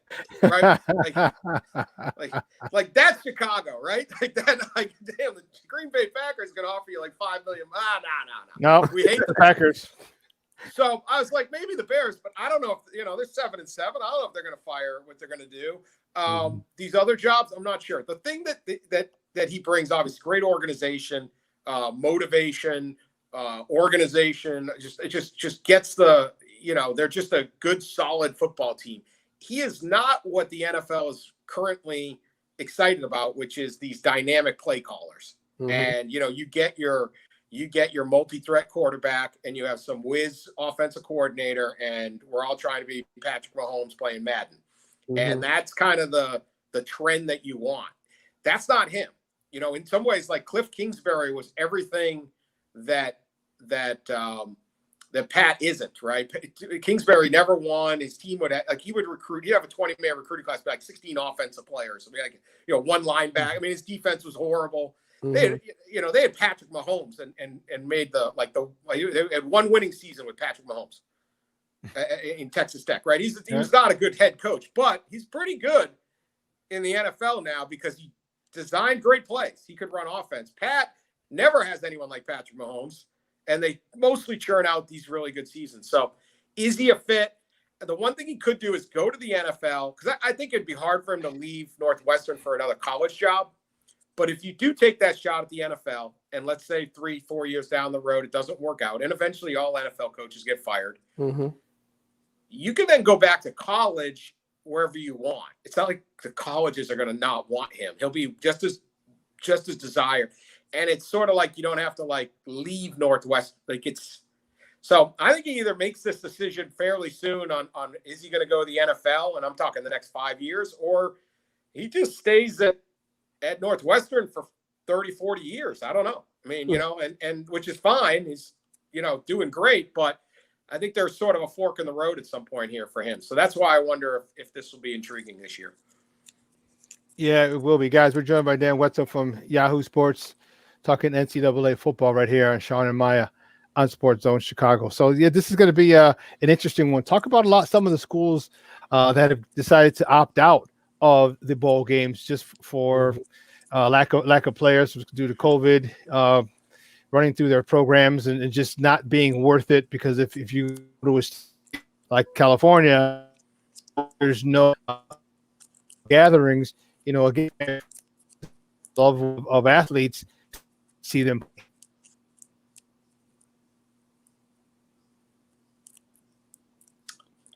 I lost you there. I think you're done. I can't hear you. Hopefully you can hear me. Yeah. There you go. I can asking about the programs who did decide. Yeah.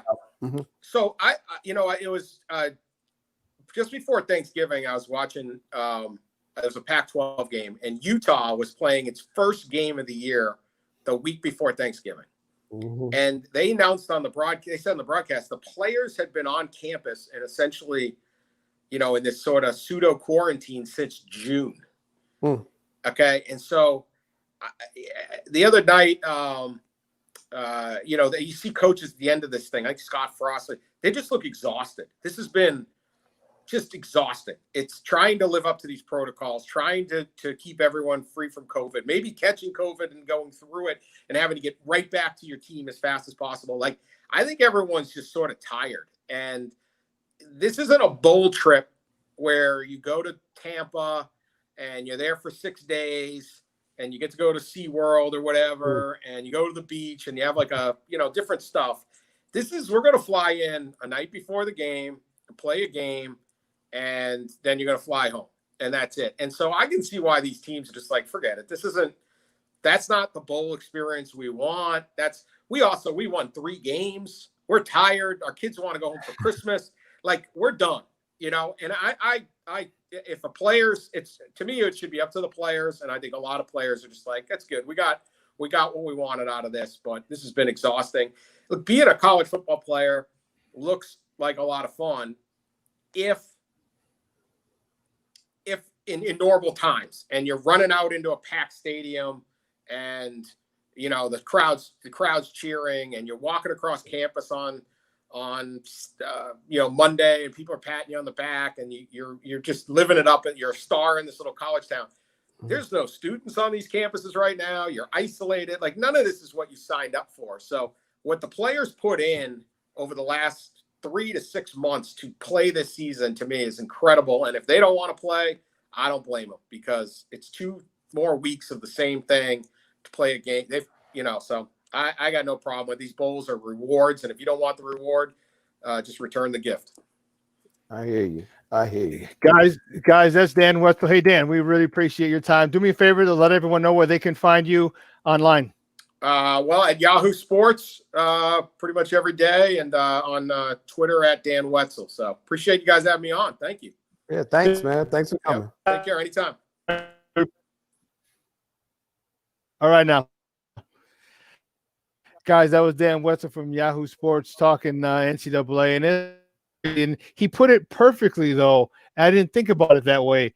Like, it's not the same bowl experience. Yeah. It's like an NFL game where you play and then you leave. And like he said, like my guy, he went to he was on the team back in '88, and the Cotton, he played in the Cotton Bowl, one of them, and they got all the places they went, all the treats that they got, from alumni, the parades, like they got each of the players that year got a $150 pair of cowboy hat and you know what I mean? Like that whole the Cotton Bowl. So, and to have all that stuff and to have nothing like that. I come in like or you stay at the hotel, get up in the morning, play, and then after the game, you go right to the airport and leave. Mm-hmm. Yeah, that's definitely not whole experience. It would be a horrible experience. It's unfortunate for kids today. It's unfortunate. I don't know what else I can say. A lot of people have. My thought is this: all right, be thankful you can catch an eye. I know your season's jacked up. I know you're.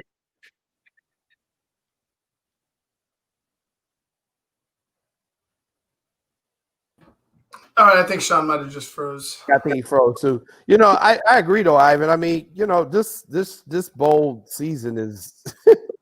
I'm surprised they even are trying to have some of the smaller ones. I know they canceled a large amount of them, but I honestly thought they were just going to end up doing the 4 bowls for the playoffs and then the championship game. I'm sorry, the 2 bowls for the playoffs for the 4 teams and then the championship game, and maybe a couple of other major bowls. But you're right. I mean, the experience, these guys are not getting a regular bowl experience. You're putting yourself more at risk out there. What are you putting yourself more at risk for? I mean, some of the players, obviously, they can use another game if they are on the kind of like on the fence about if they're going to get drafted or not. Can I ask you this? Would Ohio State, let's say Ohio State doesn't qualify for the championship, but they give them a bowl game. I don't think Ohio State plays that bowl game. Like, so like for me, and I want to go back to that championship, like what was going on, because Notre Dame lost. I felt like what Dan said, that win against Clemson did enough. But you look at Ohio State team that only played half a season, only was scraping, was clawing and fighting to get past Indiana and a Northwestern team. What happens if they play somebody else? You've seen a Michigan State team beat Northwestern, and Ohio State had their hands full with Northwestern. So it's like, only seeing them play a half a season, to me, that's not enough. That's not enough. And then you have teams that ended up playing a full season, like a Texas A&M. You've seen their entire resume. You've seen them go through ups and downs, and now they get there and they get replaced by a team that's pretty much being pushed in because their their conference wants the money. Right. Well, to me, it just speaks to, and I've kind of said this throughout all sports all the years. Anybody that wins this year gets an asterisk from me. Anybody wins in any sport, because this is not really a true season. We're I thought Dan said it best, we're kind of making it up as we go. We're changing rules in the middle of the season. So, I mean, it's just chaos. I think Ohio State is a talented team, but you don't win the championship on paper. You have to actually play the game.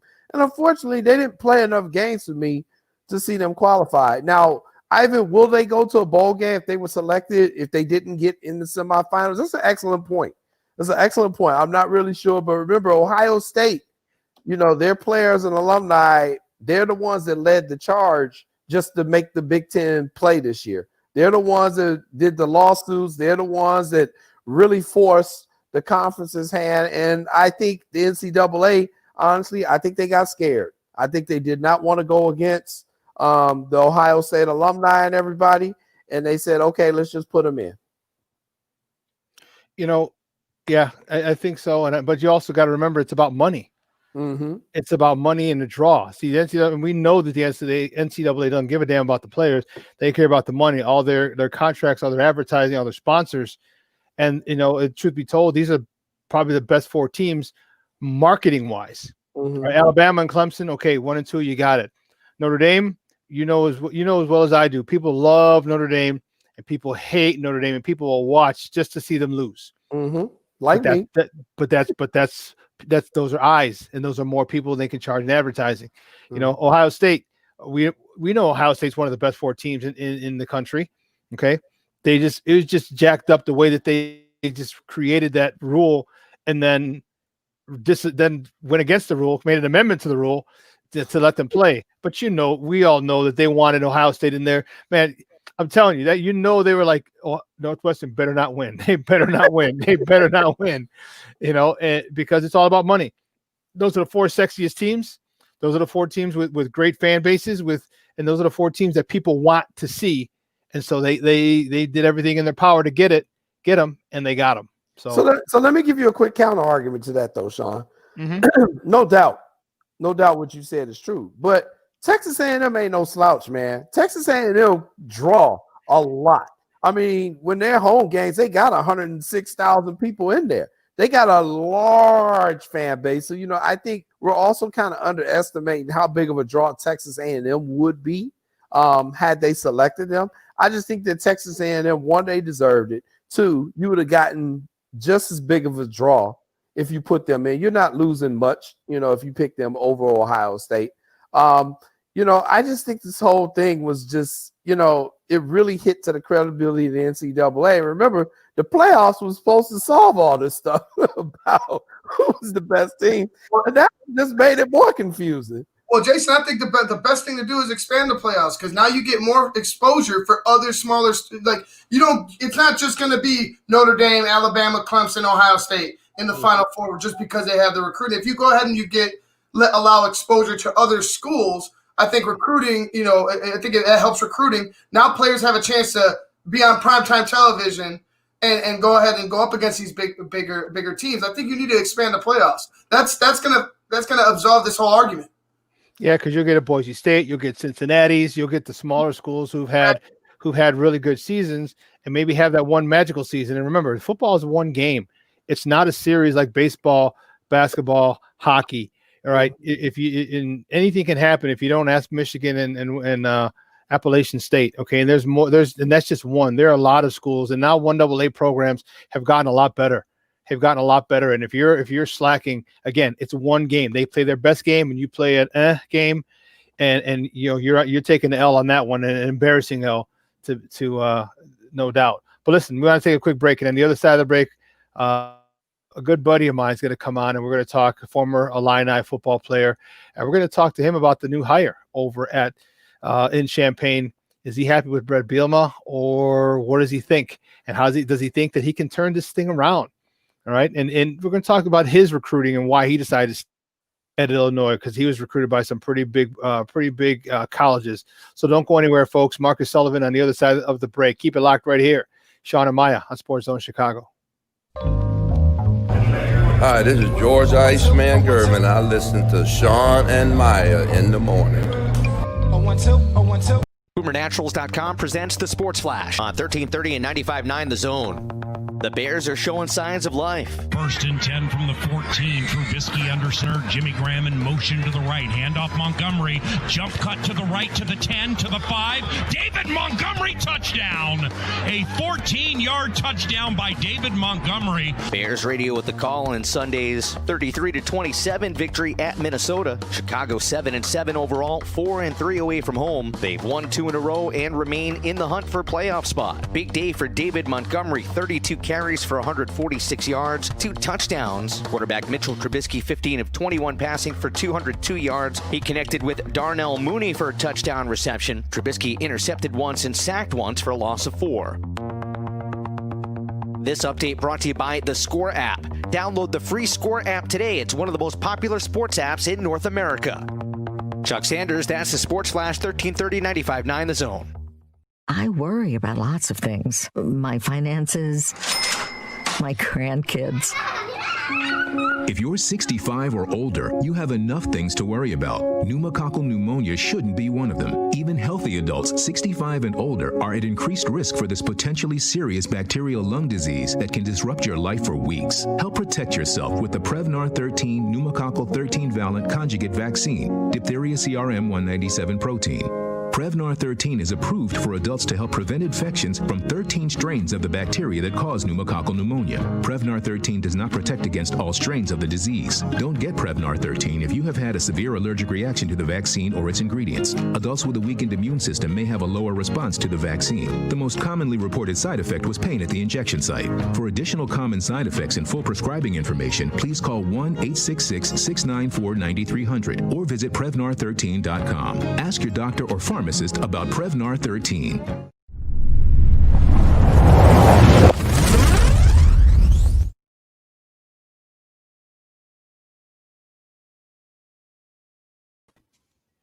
Welcome back, Shawn and Maya in the morning on SportsZone Chicago.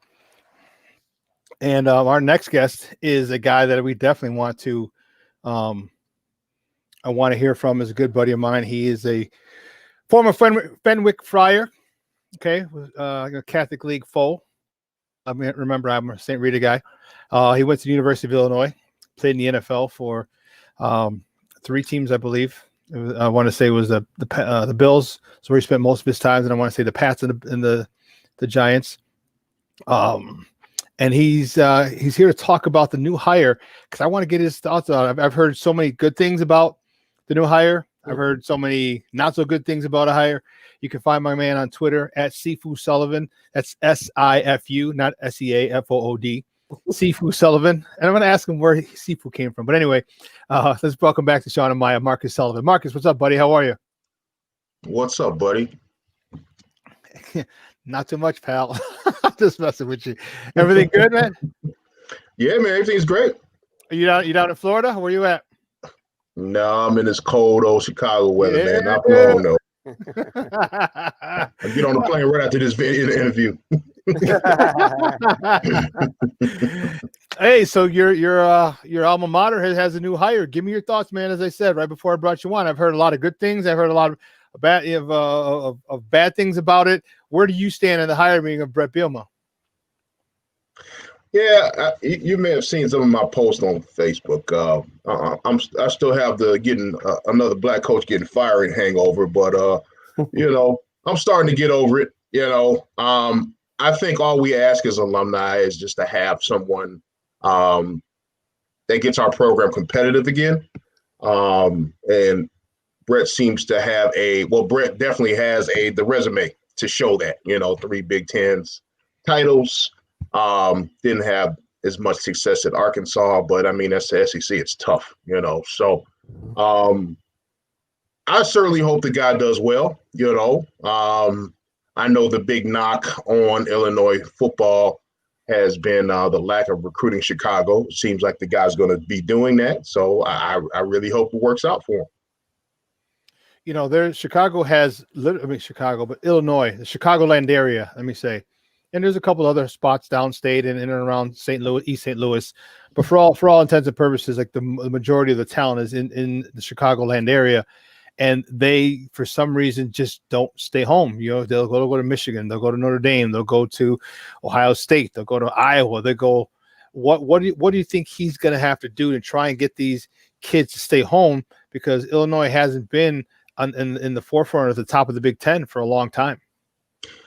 I don't think he's going to be able to get the 4 or 5-star ranked kids. I don't think he's going to have success with that in the beginning. Now, what I think Illinois definitely has been lacking over the years is recruiting legacy guys. You have a number of our former guys that have college-age kids now, and they're going to Purdue, they're going to Indiana, they're going all over the state. All over the place. I definitely think he can get those guys immediately. Because some of those guys are in the NFL right now. They're contributing majorly at the college level. But Illinois kids, man, these 4 or 5-star kids, they're going to go where the big offers are. We're in a culture now that these kids want to take the biggest offer. It's not like how it was back in the day. And what's attributed to that is social media.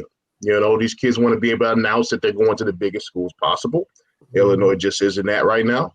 Until Illinois starts to, actually compete again for the Big Ten, you're not going to see many of those 4 or 5-star kids unless they're legacy kids. I think Brett can really legacy kids and also kids of guys that are coaching football currently on the high school level. And there's Illinois guys that are coaching all over the country. And I don't think Levy did a good enough job of that. I have mixed feelings about the Chicagoland talent, just me living in Florida for a while, just seeing those athletes. But, don't get me wrong. I'm from here. There's certainly athletes here. But, with Huddle and access to film to every kid in the country, I feel you need to get kids anywhere. Northwestern doesn't dominate the state. Northwestern gets kids from all over the country. Yep. And internationally. So how the hell does Northwestern keep winning all the time and they don't follow that model? We got to recruit Chicago. We got to recruit the state. A big part of Northwestern, because of that, and because of the academics. A lot of these guys just don't have the academics. So Illinois is also a tough university to get into. And tough university to be able to graduate from, So I just feel you need to get players from all over. Yeah, sure. Go ahead and recruit Illinois, make those coaches feel good, coming into their schools, fine. But you got to get talent. You have to get the best talent where it is. Marcus, and Huddle allows you to do that. It allows you to scout players all over the country. It wasn't like that back in the 90s. Right. Marcus, my question for you is, is it something that once players get to Illinois, they don't enjoy the experience? Is that a vibe that is out there with recruits? Or do you completely disagree with that and you think that Champaign-Urbana is a good place for players to come to? Oh, man, I had a wonderful experience in Illinois.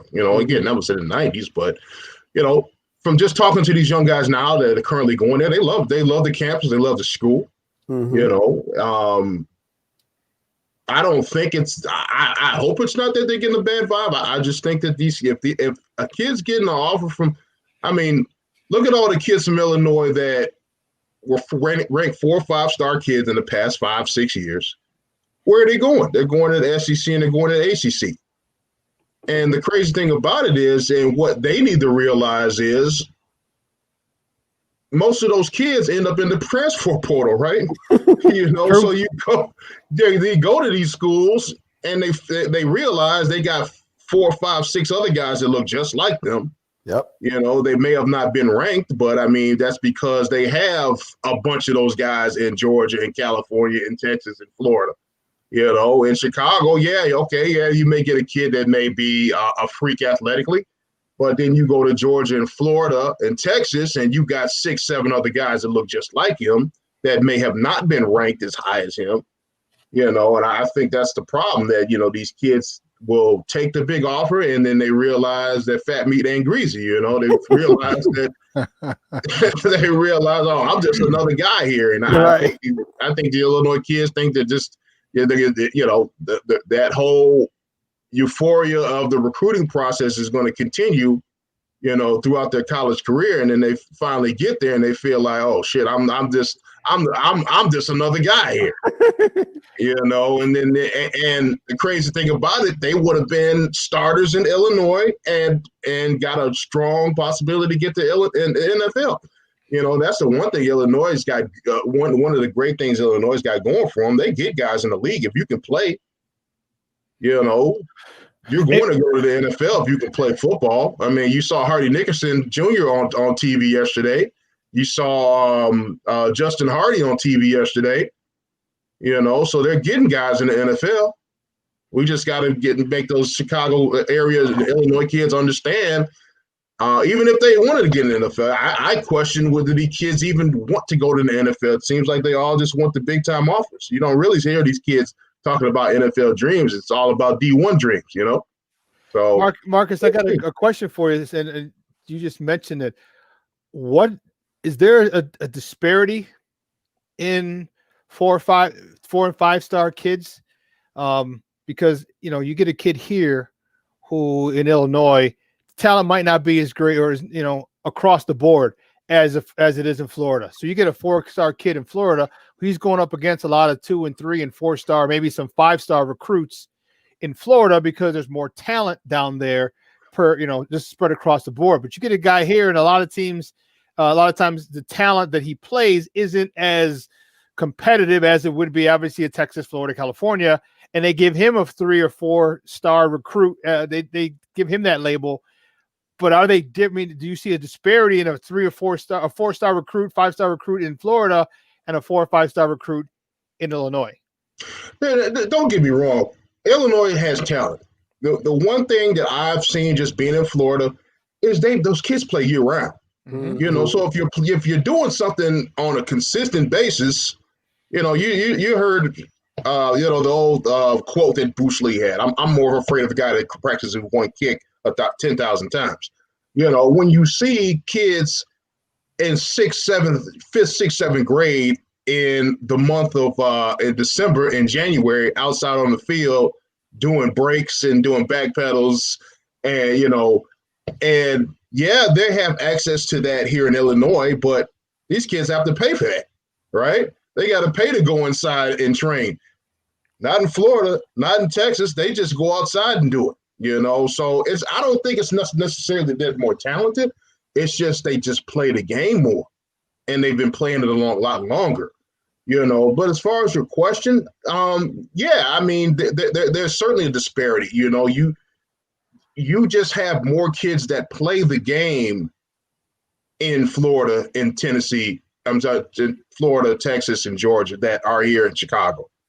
Our best athletes in Chicago area are basketball players. Yeah, that's exactly what I was getting ready. What these coaches need to start doing is getting with the basketball coach. Hey, man, this kid's got a future, but he's 6'4", 235.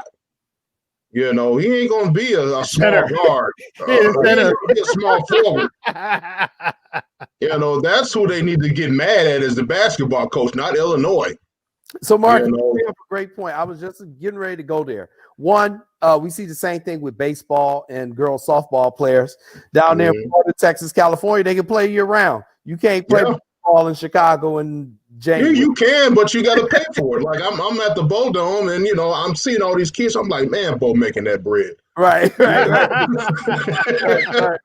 So, man, I mean, it's just kids coming in and out. So yeah, I mean, they do it, but do the inner city athletes or the athletes that may come from rural areas or the areas that that may have financial disparities, do they get to train year round? No, they don't. Right. And the other part of that is, I know for a fact, and this is something we don't talk about a lot, but the basketball coaches in Chicago, a lot of them just won't let their kids play another sport, and they really will make them not play football. Now, I put this on the parents because you're not going to tell my kid what they can play and what they can't play. But it's the basketball coaches have this control over a lot of these kids and their parents where they're not allowing them to play other sports like football. Is that something that you see as well, and can you address that? Yeah, you're absolutely right. I've seen it for years. And that's the discouraging thing. The energy is not going towards that. If Chicago or Illinois actually got together and said, hey, we can be a national powerhouse. We can be an area where these coaches are coming, they're flocking to our area. These kids need to be playing basketball and football. It needs to happen, because you have so many basketball players that are you got so many basketball players that are 6'2", 6'3", 6'4". Mm-hmm. That would be all Americans in football if they actually, we're coached and mentored to do both sports. And also a lot of these basketball coaches get out of their own way as far as their ego. You can have Illinois kids being a top 5 recruiting destination for football. Absolutely. That was a situation with me over at Curie. Larry and Mike didn't want to let the basketball players play. We had Big Cliff, but Cliff was like, I'm playing both. Wow. So Cliff played a couple games for us when I was at Curie, but we had one kid and all right, because I was begging Larry and Mike. I said, hey man, give me your basketball players. I said, I'll get them in the weight room. I said, dude, we got those are defensive ends, those are tight ends. You know what I mean? Those are outside linebackers. You got guys 6'3", 6'4". You know what I mean? And with speed. You know what I mean? And so they gave us one kid to see how the thing would go. And this kid, and he took to lifting weights like a fish in water. Yeah, like a fish. If he started growing and not bulky, but he started getting cut and you started getting mass. And dude, this kid had literally like 8 to 10 sacks, and this is his first year playing football, but because he was so fast and he was so agile and his arms were so long, there were 3 sacks I remember, 2 or 3 sacks I remember, where he's getting blocked and he reaches over the tackle or the guard's shoulders and grabs the quarterback and brings him down because of his length. And when he went to basketball season, they were like, dude, what did you do to this guy? Like he's ripping, he's throwing kids around. They went up they got the rebound at the same time, and he whipped some kid across the gym just fighting for the ball, like his aggressiveness. I'm like, that's what you get, man. You got you have that it works so well for young kids. And for me, my thought was this: why do you cut off an opportunity for a kid to go to college? Because if he's 9, 10, 11 on your bench, come on, when's he playing? You know what I'm saying? But you put a little meat on him. You let him go sick him, go get the quarterback, get the ball. You know what I'm saying? There's a lot. And it was always, as a coach, keep the doors open for these young kids, especially the black and brown kids, to get to college. Don't just have it be basketball. Maybe football is an option as well. Yeah, and baseball. And baseball too.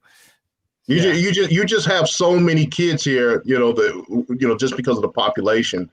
And that's the untapped market right there, So, again, I think that linemen and quarterbacks are way better than down south kids here. I do. I think lineman play and quarterback play is way more far advanced than say in Florida or Georgia.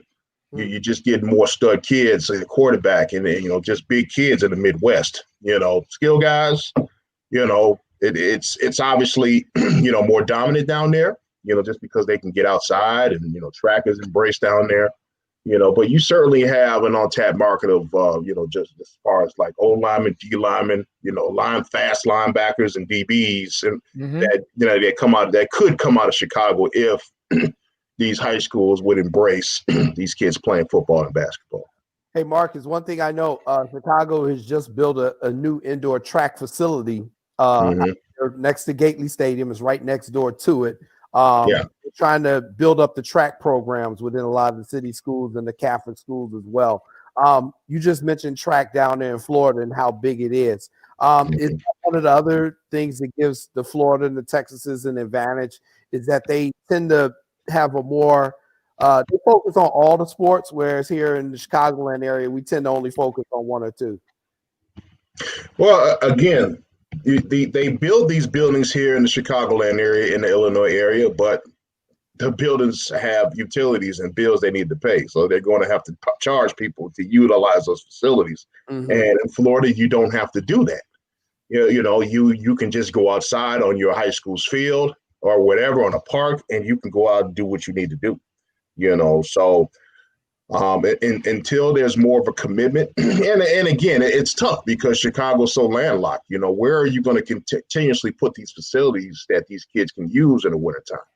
So it's just tough just because of the weather. That's the crux. That's the unfortunate thing about being up here and playing outdoor sports. It's just that you can't master your craft on a year-round basis without some financial commitment.